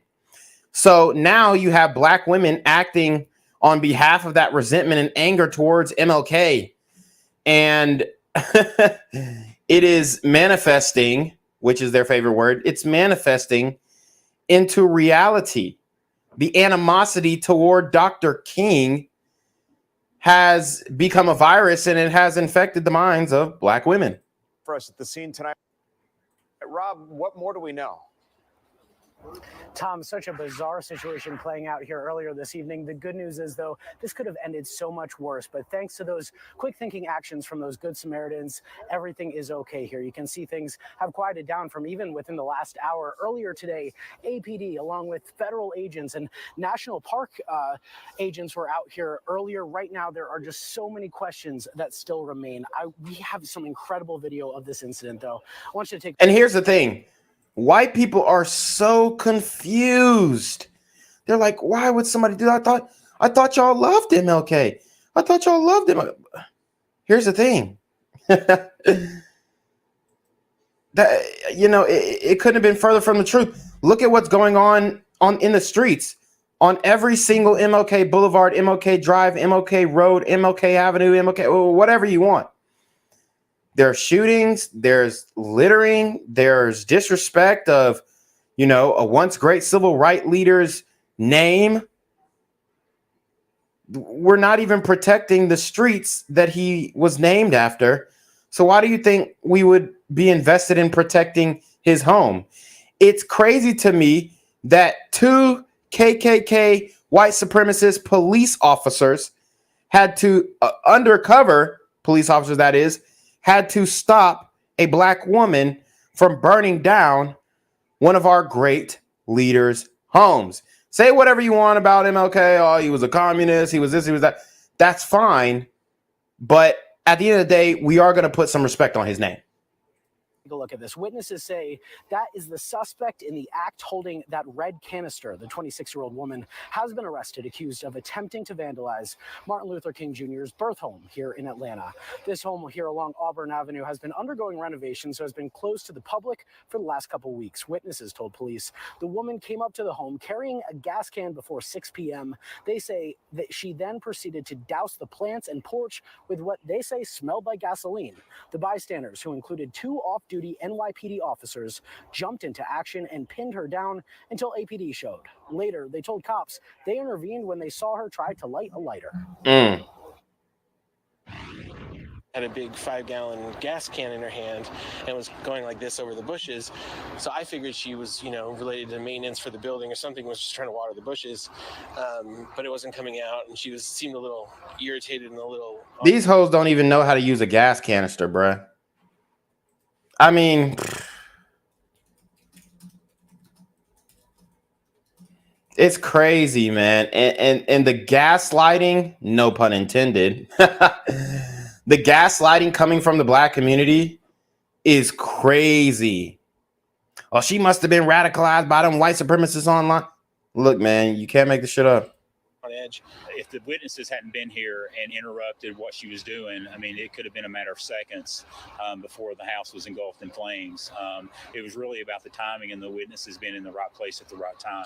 But yeah, I mean, you see how perplexed and confused and shocked all these white people are, because they're like, man, I thought y'all loved him. Okay.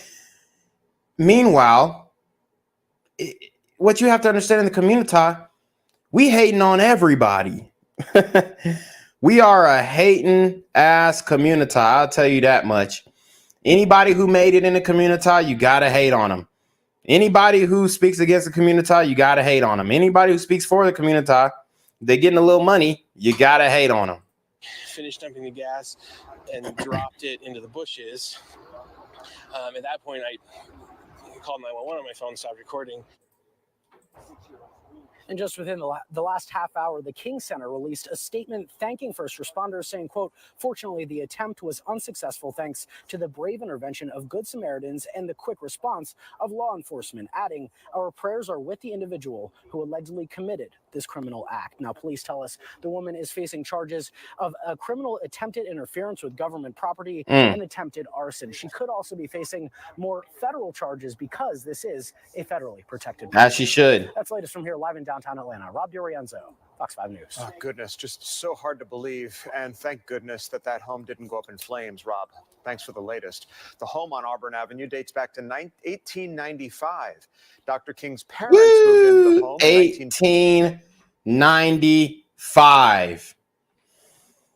1895. And she was about to erase almost 130 years of history. She was going to erase 130 years of history. Let that sit, let that sit for a second. Let's take a moment of silence. This black woman was going to erase 130 years of black history.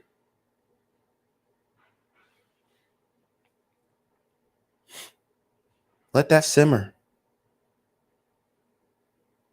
Because in the community, what is the narrative? We always talking about they rewriting history. It's his story. It's the white man's story.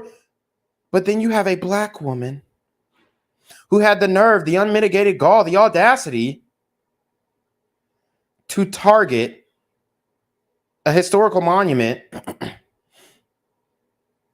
in that of Dr. King's birth home. Okay? I mean, it's crazy. It's crazy. This woman was really ready to erase all over. She was going to erase over a century of black history. But we continue to talk about how white people are rewriting history. White people are destroying our history. Hell, I could make the argument that we destroyed our own history. We destroyed our own history. And we continue to do it to this day. 26, and he and his siblings were all born there. In 1968, plans were made to begin restoring the home as a museum. The MLK birth home closed at the end of November for restoration work. It was scheduled to reopen in 2025.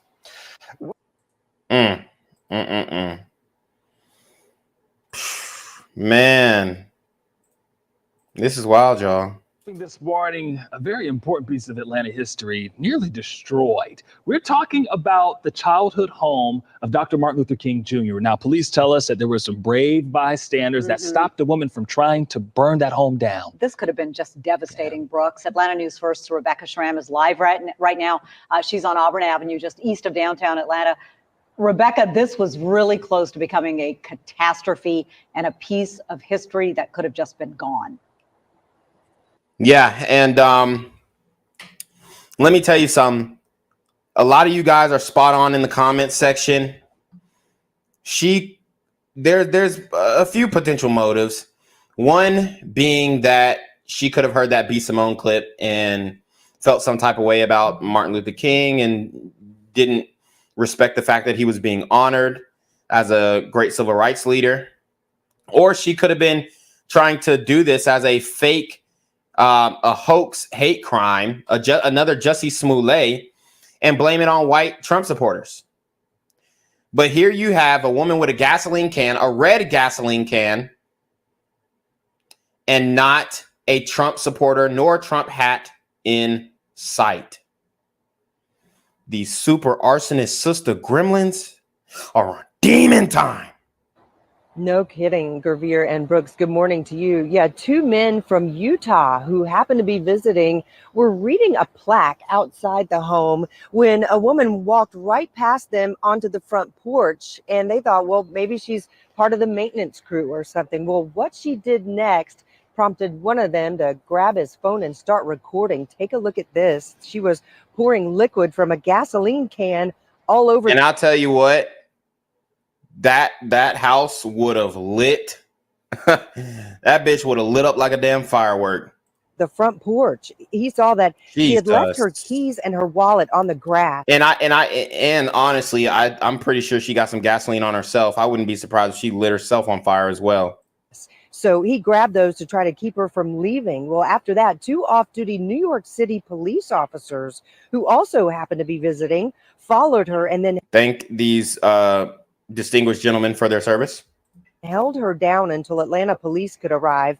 Atlanta firefighters, along with a hazmat crew, spent quite a while at the house last night, scrubbing down the areas where the woman had poured the gasoline to make sure that the place wouldn't ignite. Back to those out-of-town bystanders. Listen to what the one who recorded the video told us. He said he didn't realize at first that the woman had also left a lighter on the lawn. Here's what happened when she came down from the porch. She grabbed a lighter from the grass and started to come back up the stairs. So I stood at the stairs and said, "You can't do this," and blocked her for about a minute, kept blocking her from going up the stairs. Wow. And when she couldn't get back up the stairs. And if she had another weapon, ladies and gentlemen, she would have killed this man. Facts. Stairs and saw that I had her keys, she walked quickly down and started heading down the street this way. If the witnesses hadn't. And understand, when this story first was reported, woman tries to burn down the house of MLK before anybody saw a mugshot, before anybody saw a video, before anybody saw anything on Twitter. They were saying, "Oh, some Karen, da da da da," right? This is not a Karen. This is a Kareniqua. Been here and interrupted what she was doing. I mean, it could have been a matter of seconds before the house was engulfed in flames. It was really about the timing and the witnesses being in the right place at the right time. The Atlanta police chief also came to the scene last night. He said those witnesses saved a crown jewel of this city. The King Center sent a statement thanking those bystanders. Now, as for the woman who was arrested, she should have her first court appearance today. So we will let you know as soon as we learn more about her. We don't have her name just yet, just that she's 26 years old. And we'll also let you know if we learn why she would have done something like this. Live in Atlanta, Rebecca Schramm, Atlanta News First. Okay, thank you, Rebecca. We told you last Monday how this home was actually closing down until November of 2025. It's undergoing renovations. Dr. King's grandparents bought the home in 1909. Those repairs are going to be maintenance related. It will include electrical as well as plumbing work. Historical pieces throughout the home will be housed off-site. And now they have to reorder and reorganize how they were, renovating this house. You have taxpayer money going into this house for a historical monument that everybody was going to end up enjoying. Okay. But this is the scene afterwards. As you guys can see, everybody looks confused. You got a nigga rapping. This is some Atlanta shit. Look at this nigga rapping by the police car. Niggas just be doing shit to be annoying, honestly, bro. Like, what business do you have here? Over here rapping, like niggas be wanting to be seen by the camera so bad. I swear to God, bro. It's like, y'all need to stop attention seeking. These niggas who just be walking down the street in random moments, rapping and shit.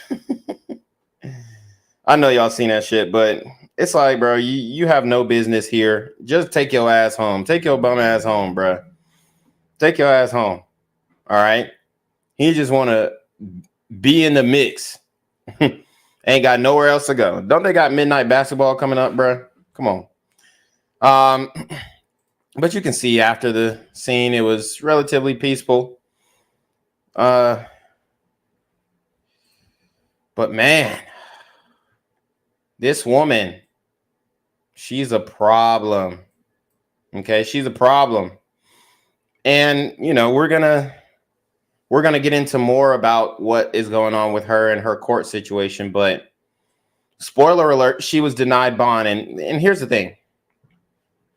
I'm not mad that she was denied bond, but you know how many people who have killed people in Atlanta who were not denied bond? It's absolutely insane.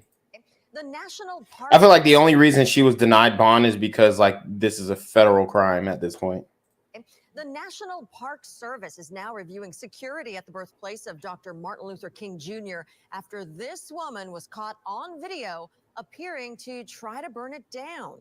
Channel 2's Audrey Washington is live near the house on Auburn Avenue. Audrey, there are now more park rangers walking around the home this afternoon because of all of that.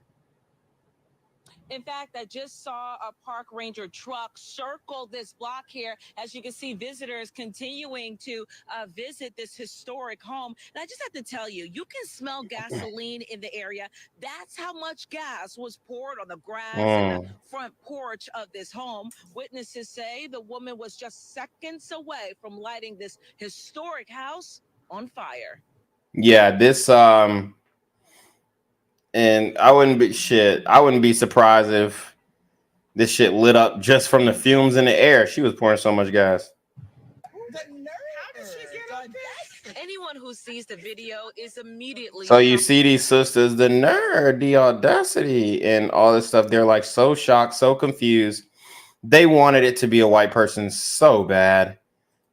They wanted it to be a white person so bad, bro. It's crazy.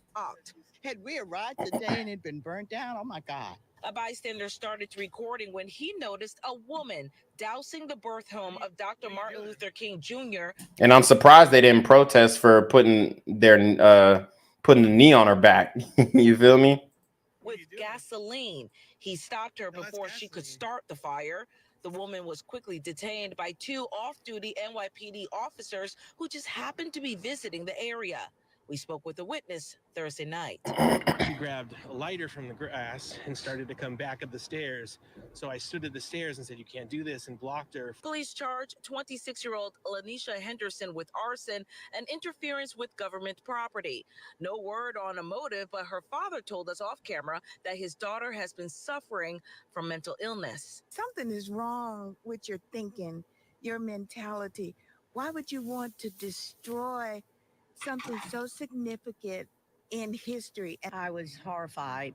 Friday, I spoke with National Park Ranger Judy Forte. She has supervised the MLK birth home for years. She said her team is now evaluating different security measures. Taking the opportunity to review our processes and improve upon those that we can.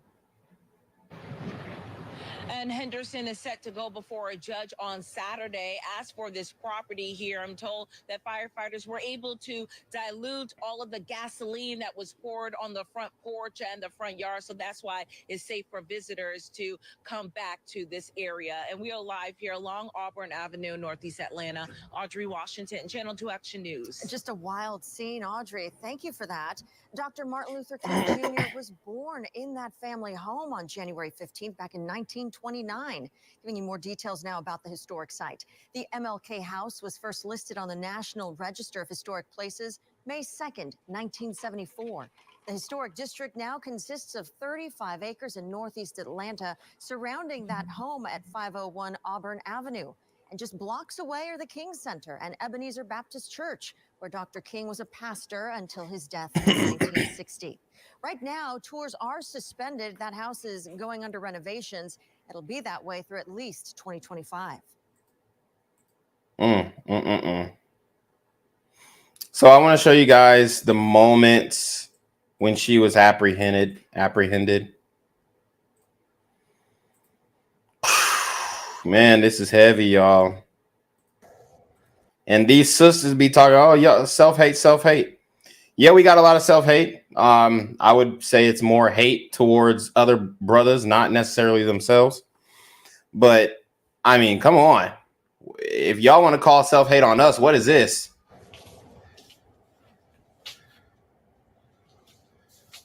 Absolutely insane. What are you doing? What are you doing? Somebody said, "Is that like soap?" No, that's gasoline.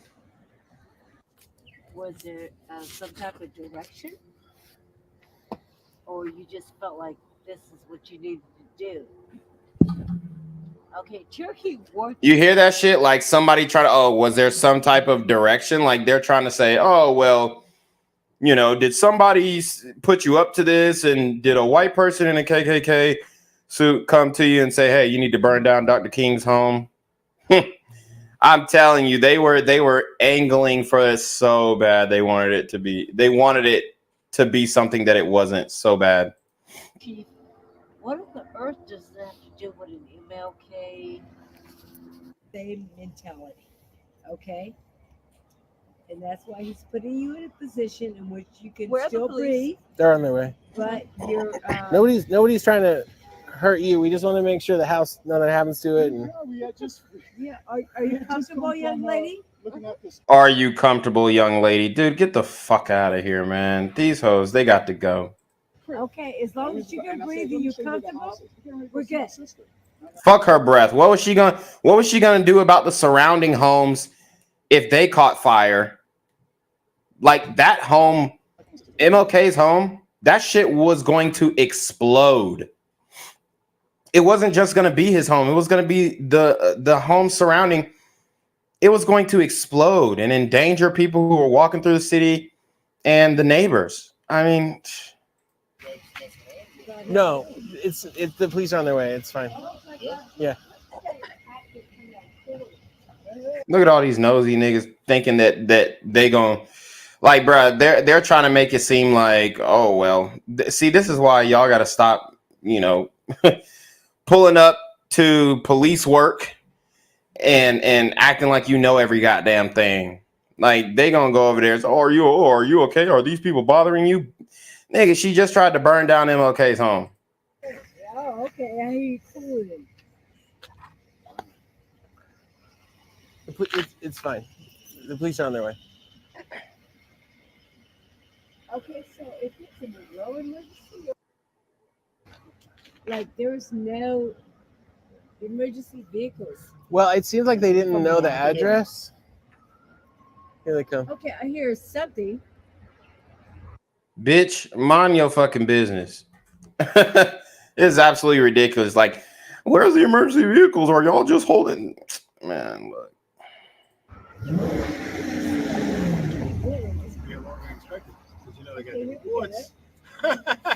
Roy told y'all to come down to the precinct. Here they come. Opposite direction. You doing okay? Yeah, there's something wrong with this bitch. So me and him were looking at the house, just checking it out. We're not from here, and she came up behind us, had a gas can, and at first she just seemed like she was kind of doing her thing, like I thought maybe she was watering the plants or something. To be using the gas can Yeah, to water the plants. and then she had trouble getting it open, so eventually she unscrewed the top and threw it to the ground and walked up on the porch and under the rope and started dumping the gas all over the porch. So instantly it's like, okay, this is not good. And I said, what are you doing? What are you doing? And you could smell the gas. So she came back down. She dropped the can in the bushes and then came back down to grab her lighter. So let's go ahead and put that.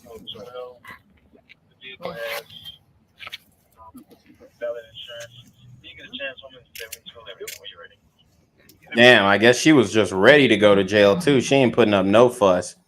Y'all know how these sisters usually be. I'm surprised she ain't give no attitude, no bucking, no nothing, no bark back. Damn, she just was ready. Ma'am, you all right?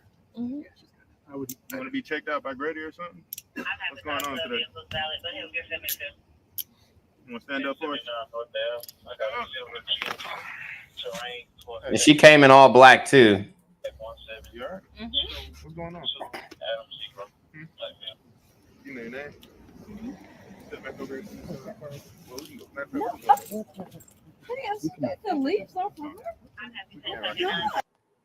Oh my God, did you hear that bitch? I'm just scraping the leaves off her. Shut the fuck up, man. This is why. Bruh. This mentality is why the community is where it's at. I'm just scraping the leaves off her. Oh my God, bitch, this is official police work. Step the fuck back or get slapped or shot or tased or mace, something. But these hoes, bruh, it's so crazy. Like, why are you interfering? You just seen this bitch.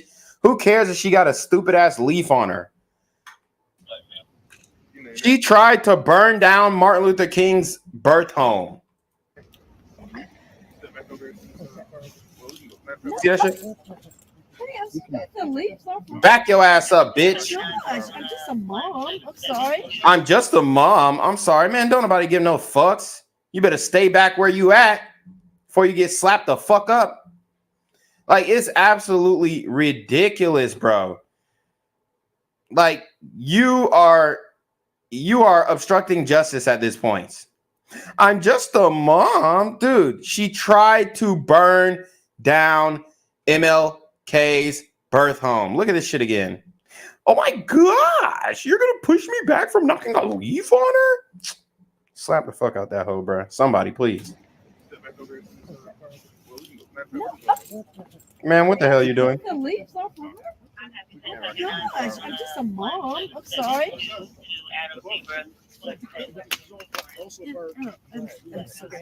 is her phone? This is her keys. This is her car. Now she over here dropping shit. Yes, and that's her car. You got the keys also? Over here dropping shit. And go home. That was on her? Right.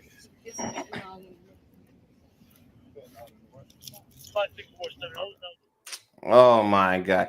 I just want to make sure that she makes it back home safely. Shut the fuck up. Oh my gosh, bro. People like that are so annoying. Jesus. All right, here we go. Here's her in court this morning.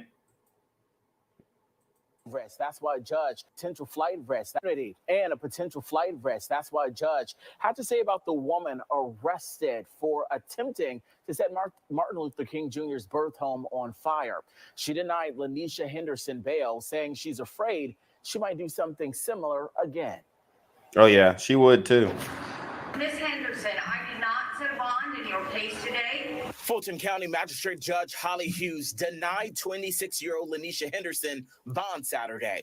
Hughes gave two reasons for doing it. First, that Henderson doesn't live in Georgia. She gave an address in a different state, so I find that there is a likelihood that she may not return to court. Second, is the shocking nature of the crime. I'm extremely concerned about the randomness. And now we have a white female judge. Oh, how the irony is just screaming. We have a white female judge who is actually acting on behalf of Black men, women, and those who suffered through the civil rights era in general, defending the home of Martin Luther King. You cannot make this shit up.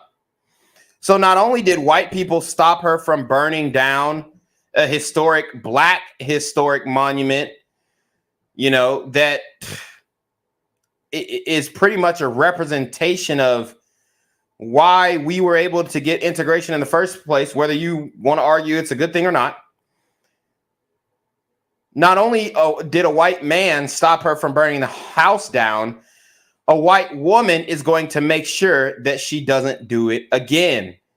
The irony is so, bro, I feel like we're living in such a topsy-turvy, upside-down world.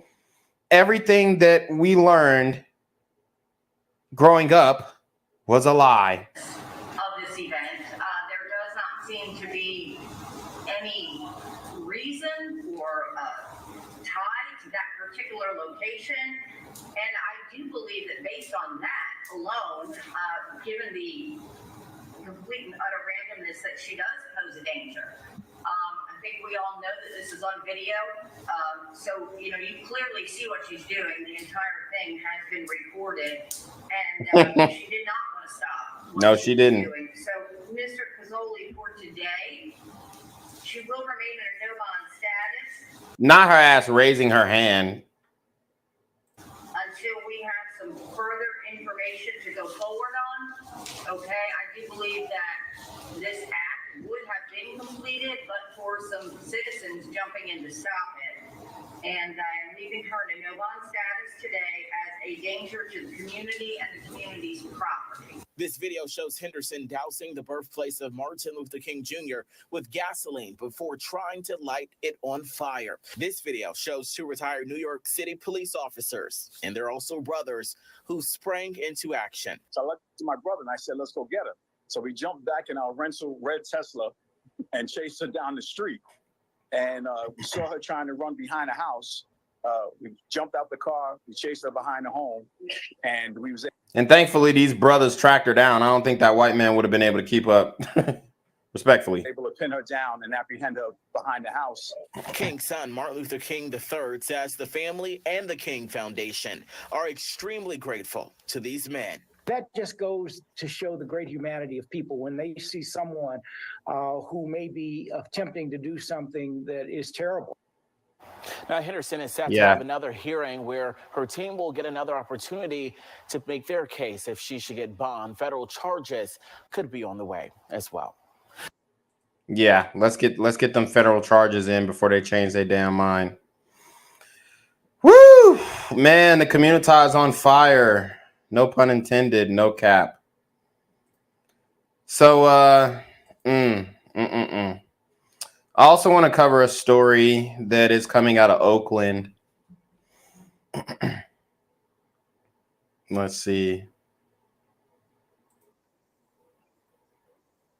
Oh, okay. Well, actually, we have a ratchet chick from the A, you know, since we're still on Atlanta. Before we change cities, we have a ratchet chick from the A telling you all the places not to visit in Atlanta. So I just found this video. I thought it might be interesting. It's been backlogged for a minute. So we'll watch it and then we'll move on. She's super loud, so I'm going to turn her down. What's up with your girl, Lala Cash? You already know I'm from Atlanta, so you know what we about to do. Places not to Damn, this bitch still loud, and I turned her down 50%. go to in Atlanta. Part one, downtown Atlanta. Now, I know. That's supposed to be one of the safest places to go to. Well, not here. If you with somebody, it's cool. And it's cool in the daytime. But at night, don't be down here by yourself. They got all kind of crazy ass J's down there and all kind of stuff. They got a Greyhound across the street from their city. And that's all I'm going to say. Number 2, Lennox Mall. Now, I know what y'all thinking. It's in Buckhead. That should be safe. No, it ain't. Now, if you want to go in there, you know, quick in and out, get your clothes, get your drip, get up out of there.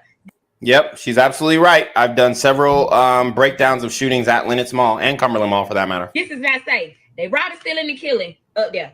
I'm just telling you. Up on the list. Cleveland Avenue. Now, I know y'all are from out of town and y'all think this is a tourist place. No, it is not.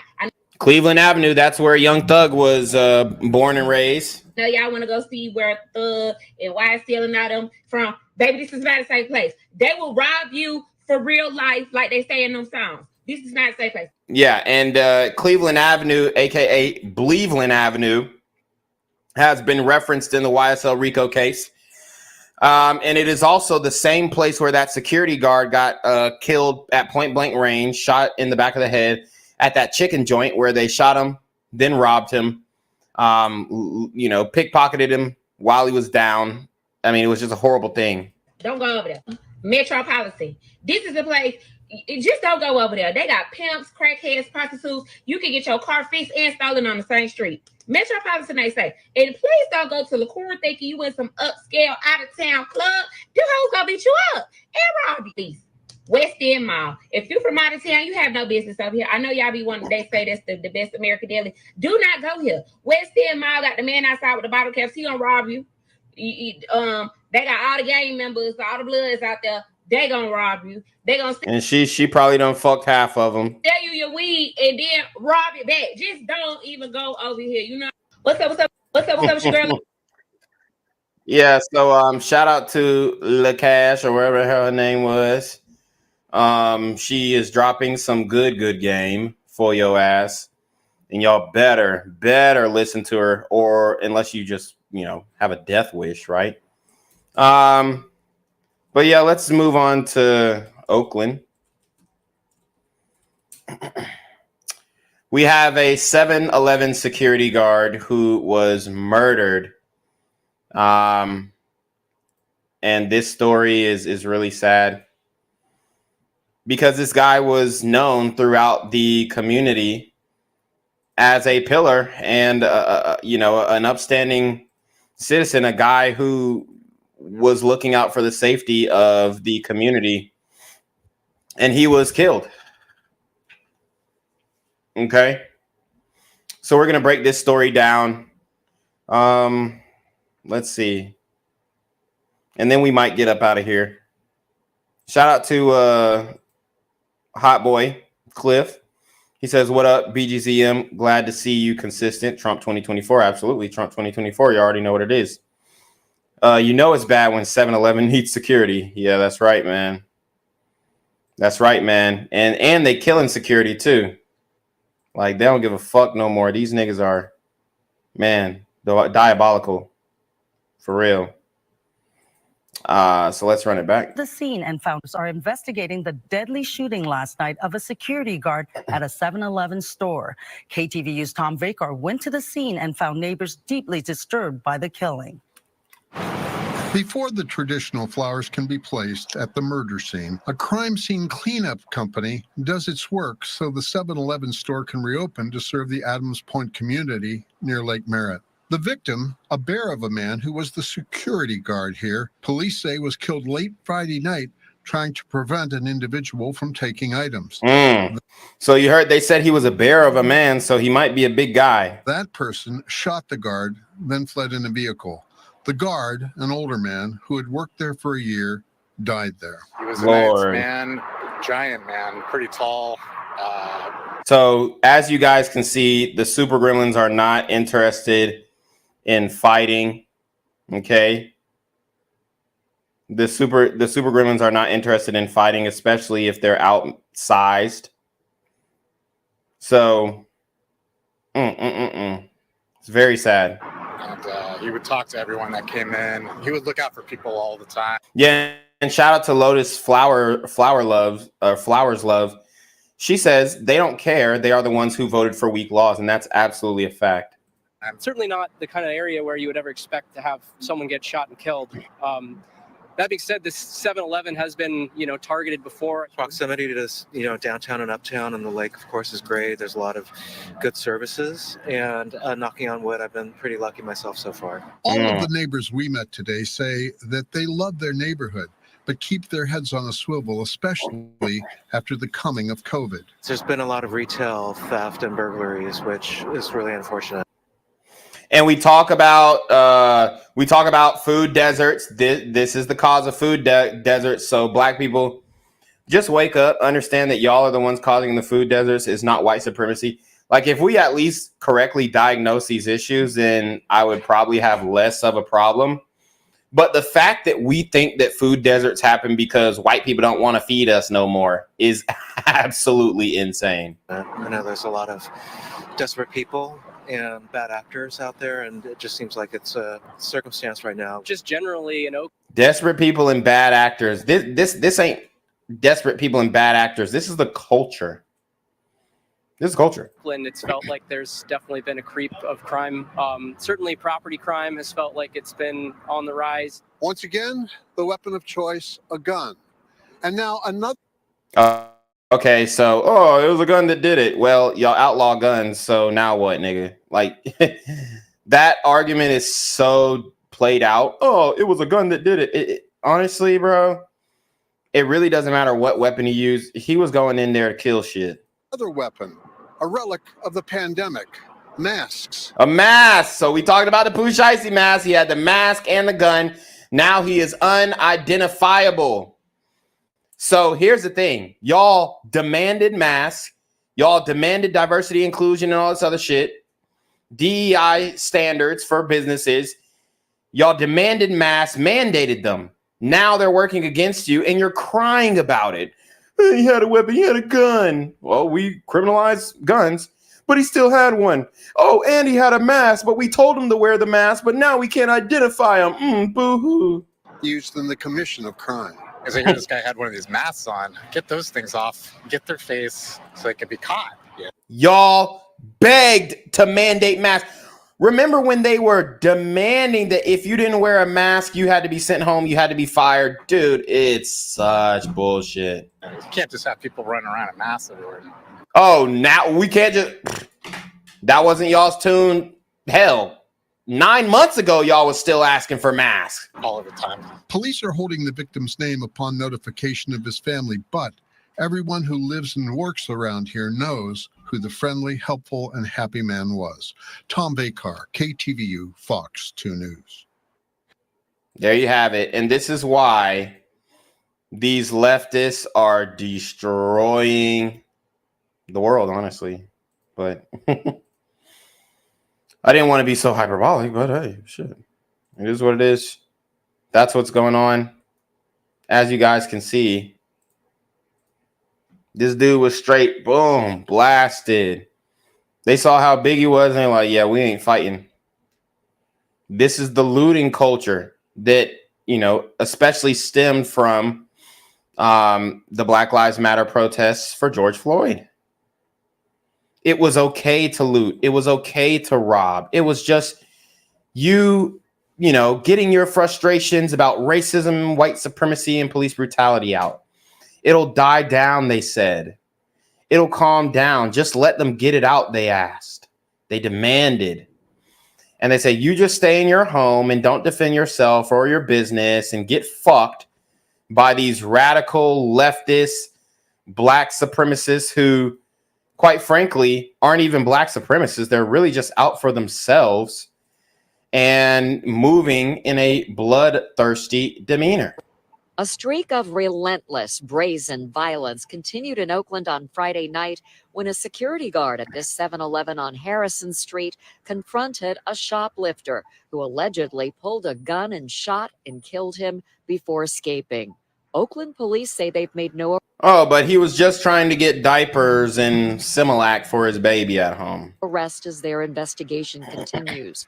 Co-workers say they're now scared to be at work after 59-year-old James Johnson died inside the store despite efforts of paramedics. Those who work here at the 7-Eleven told me that Johnson lived just 1 block away at a homeless shelter and that he worked here at the 7-Eleven as an unarmed security guard. He's a really nice dude. He begged the people there to get a job there, and they denied him a couple times until they finally let him. People are feeling less safe.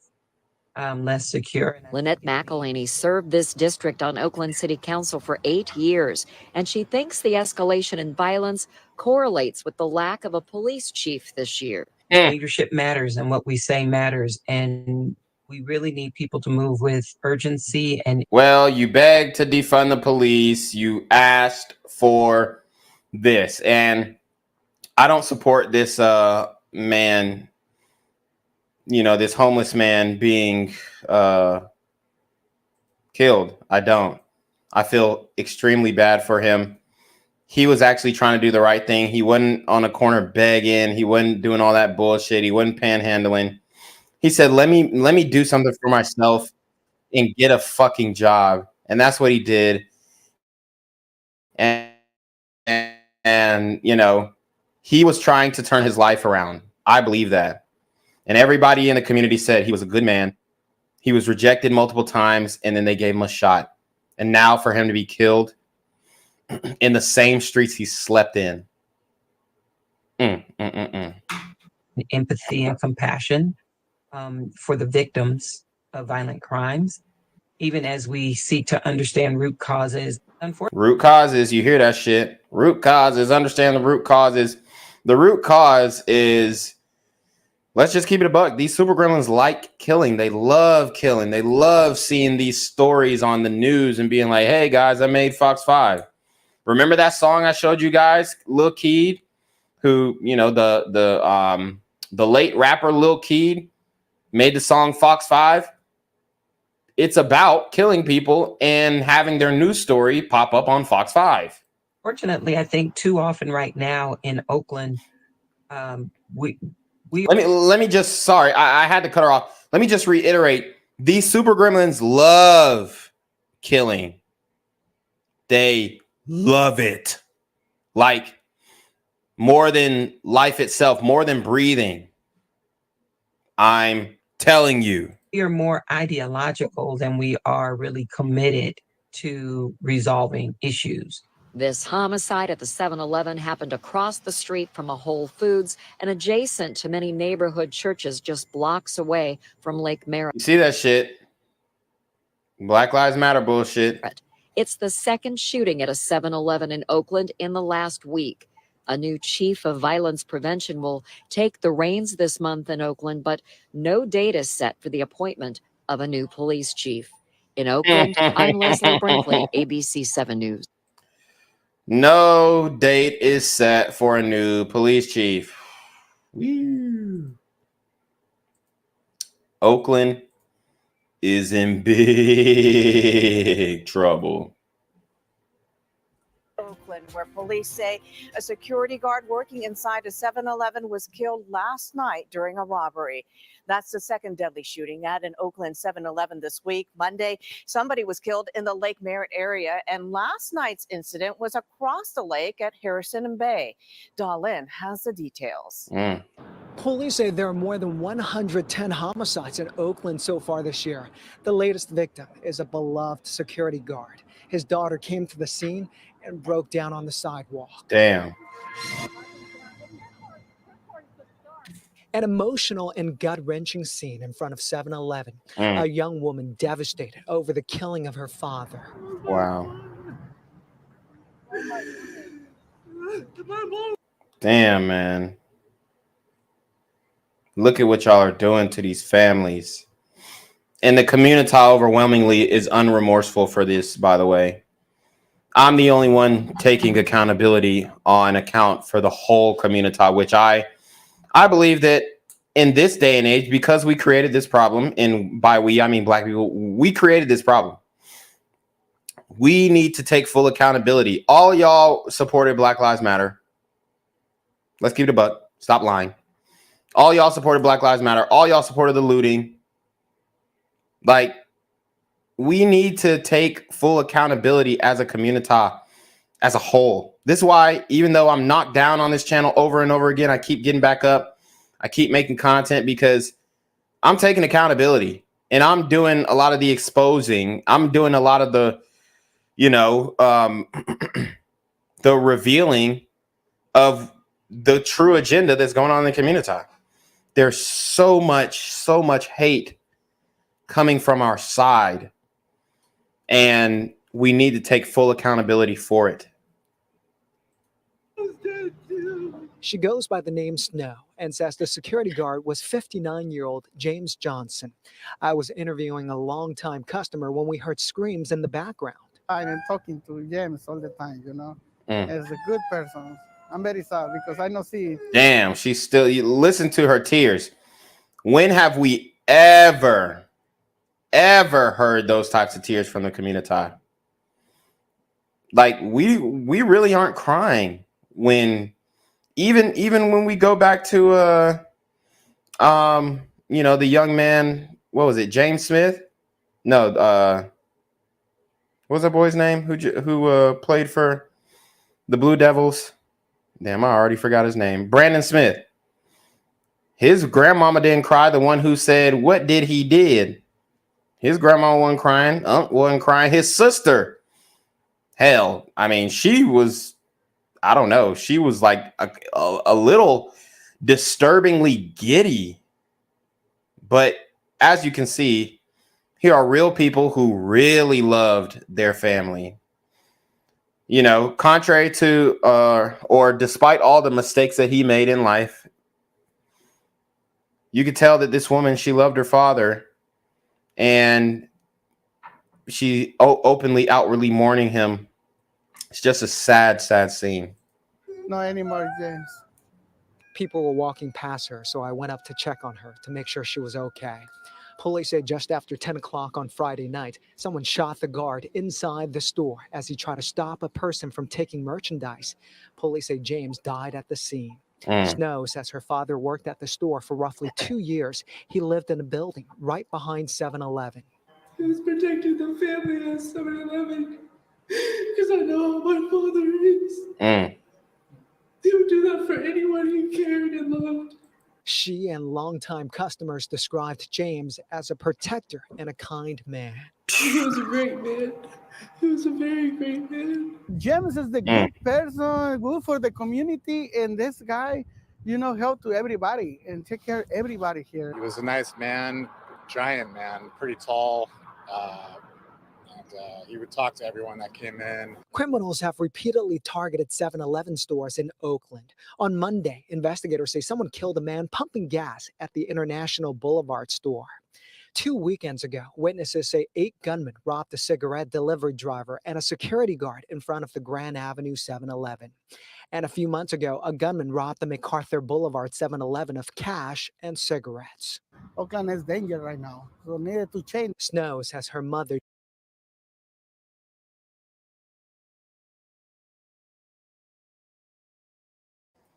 Cash and cigarettes, that don't sound like a necessity to feed your kids. Julie died 10 months ago. She has few family members left. She wants justice. She died 4 days before my birthday. Damn. And I just found out from my little brother that my dad died. Investigators have surveillance footage of the killing, but so far no arrests, and they did not release any suspect information. Well, I wish they would release that surveillance footage. It would be extremely helpful in maybe somebody on the outside identifying these super gremlins on demon time. So let's go to that brazen robbery of the security guard at the 7-Eleven that was caught on camera. Thankfully, nobody was killed in this incident, but this is how it's going down for everybody to be aware. Then we're going to wrap up. Following today, a brazen robbery in broad daylight in Oakland's Grand Lake neighborhood caught on video. Witnesses tell us 8 gunmen robbed a cigarette delivery truck near a busy intersection. 8 gunmen. These niggas hitting licks with a pack of 8. Octa niggas. God damn. Happened in a 7-Eleven parking lot at the corner of Grand Avenue and Mandana Boulevard. An eyewitness there tells reporter Don Lynn exactly what happened. The robbery happened right here. Witnesses believe it was an ambush since the robbers knew what to go after and who to go after. And on the streets, just for reference, I mean, you could probably sell cigarettes at $5 a pop, $5 a stick. I swear. So they're definitely going to come up on this if they sell the cigarettes, but they could just be using it. Or they could have just stole some blunt wraps. You know what I'm saying? They call blunt wrap cigarettes too on the news. So who knows?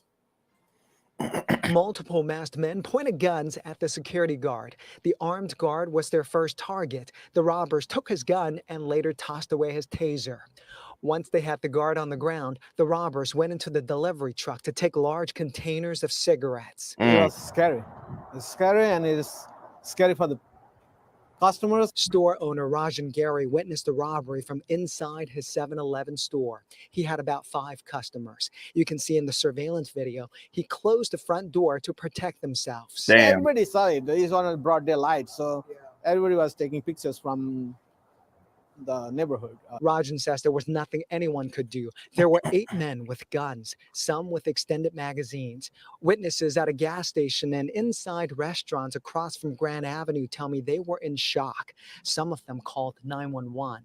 Could it be an inside job? I have no idea how do they track it, but I think they have people going around. Yeah, I mean, they got crackheads, they got hood niggas, they got maybe people who even work for the 7-Eleven on a night shift. They know when the truck stop coming, they know when the pack is delivering, and they gonna hit y'all up probably every month from now on until they get caught. They recognize the truck. It happened Saturday at around 5 p.m. Since it's not their first robbery, a security guard accompanied a delivery driver to drop off cigarettes to the 7-Eleven store. Cigarettes is high value. And here's something. I wish that security guard would have just started opening firing on them instead of putting his hands up. I wish he would have just opened fired on them, because chances are they have horrible aim. Chances are they start running once you start shooting. I mean, I've seen these robberies go down oftentimes. And if you start to defend yourself most of the time, like with a firearm, not just trying to go hand-to-hand combat, but most of the time, you can scare these super gremlins off because they definitely don't want to get shot. and they can easily, I think, sell on the streets. Rajan says their most expensive merchandise is cigarette. Each carton sells for over $100. Damn. In fact, robbers have repeatedly robbed convenience stores in Oakland, specifically for cigarettes. This is surveillance footage taken from a different 7-Eleven back in September. Where So the and this goes back to the marijuana discussion. The lack of understanding by leftists, the fact that they don't believe that people will rob for weed, but they'll rob for cigarettes, as we see clear as day, is perplexing. And it just shows how low IQ you have to be a Democrat in 2023. gunmen took money and cigarettes. In August, thieves used a stolen Jeep to rip out the storefront of a cigarette store in Oakland's Little Saigon. Oakland police have so far responded to close to 3,300 robberies. They say that's a 35% increase compared to last year. We have not seen any significant steps taken by the city to prevent these things. The robbery took about 90 seconds. Rajan believed the delivery driver lost tens of thousands of dollars worth of cigarettes. Damn. The security guard's handgun is still missing. The assumption is the robbers still have it. So far, no arrests in this robbery. Yeah, and sooner or later they will kill somebody with that security guard's firearm. The 7-Eleven store owner says the delivery driver works for Core-Mark, the supplier for many convenience stores in the Bay Area. Tried to contact them, but have not heard back. Man. So these robberies are only getting more violent, more scary. And man, I mean, it's just getting bad, man. It's just getting bad. It's been bad, but it's getting even worse. Especially after that defund the police movement that got so much traction from the Black community, not only the Black community, but the left in general. So we got a lot of work to do. The community is down 1,000 right now. And we, we really need to get a hold on this. Like I continue to say, otherwise there's going to be a lot more backlash, which we have gradually started to see, but really not that much. But in due time, it's not going to be good for the community as a whole if we don't get a hold on this crime issue. We're just making a bad argument for just our contribution to this country if we don't, for one, acknowledge that this is happening, speak up against it, take action to prevent it, and condemn these super gremlins on demon time. So anyways, you already know what it is. It's your boy, the Black Gen Z Mindset, aka BGZM News 17, aka Janquavius Jackson. And we are going to send it off to Janquavius Jackson to take us away. Guys, make sure you like, comment, share, and subscribe. Please comment immediately after this video. My YouTube channel is shadow banned and demonetized. So if you don't comment, if you don't like, if you don't share, then most likely nobody else will see this but the people who got on the live. So please, please, please share the video. If you can't make a financial contribution to the GoFundMe, the PayPal, or the Cash App, or the Patreon, then make sure you go ahead and at least like, comment, and share the video. Like I said, comment immediately after the live stream ends because your chats don't count as comments, even though I know some of you guys have been commenting vigorously through the chat. I see 49 people in here. I want to see 49 comments 5 minutes after I post this video for the algo. So anyways, you already know what it is. We are going to send it to Janquavius to take us away. Peace, be safe, and remember, watch your surroundings because these super gremlins are on demon time.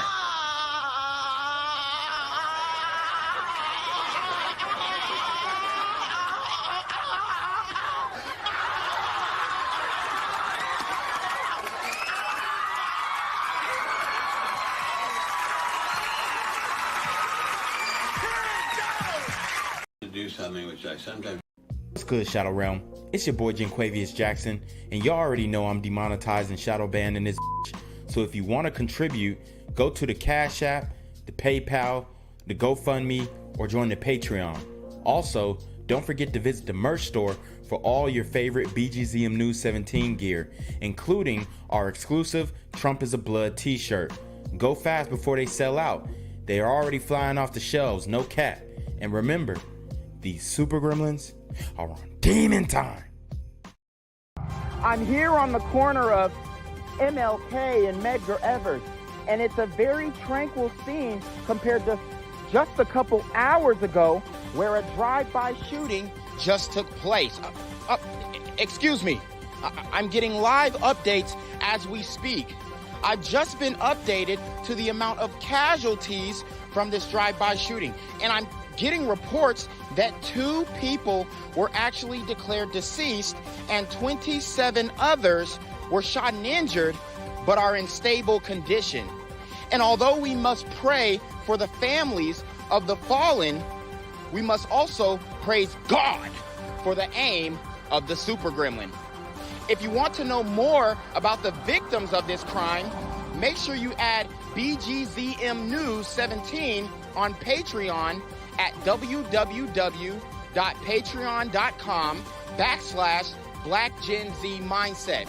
Also, don't forget to like the video, share the video, subscribe to the YouTube channel, and comment on the video to continue the discussion on how we can find solutions to all this gun violence in the streets. For more hard-hitting news coverage from the community, by the community, I'm Jenquavius Jackson, here live, reporting from Atlanta, Georgia, BGZM News 17. And cut. All right, dog. Let's get the out of here before these niggas come back. Whoa. Yo! Whoa. Ain't that nigga J? Nah, that ain't me. That ain't me. He just went live That with ain't that me. funky ass suit That's on. that nigga. That's not me. Hey, get that nigga. Jenquavius Jackson, here live, reporting from Atlanta, Georgia. Pray for me. I keep telling you, consciousness over coochie, politics over punani. Gang violence and other kind of violence.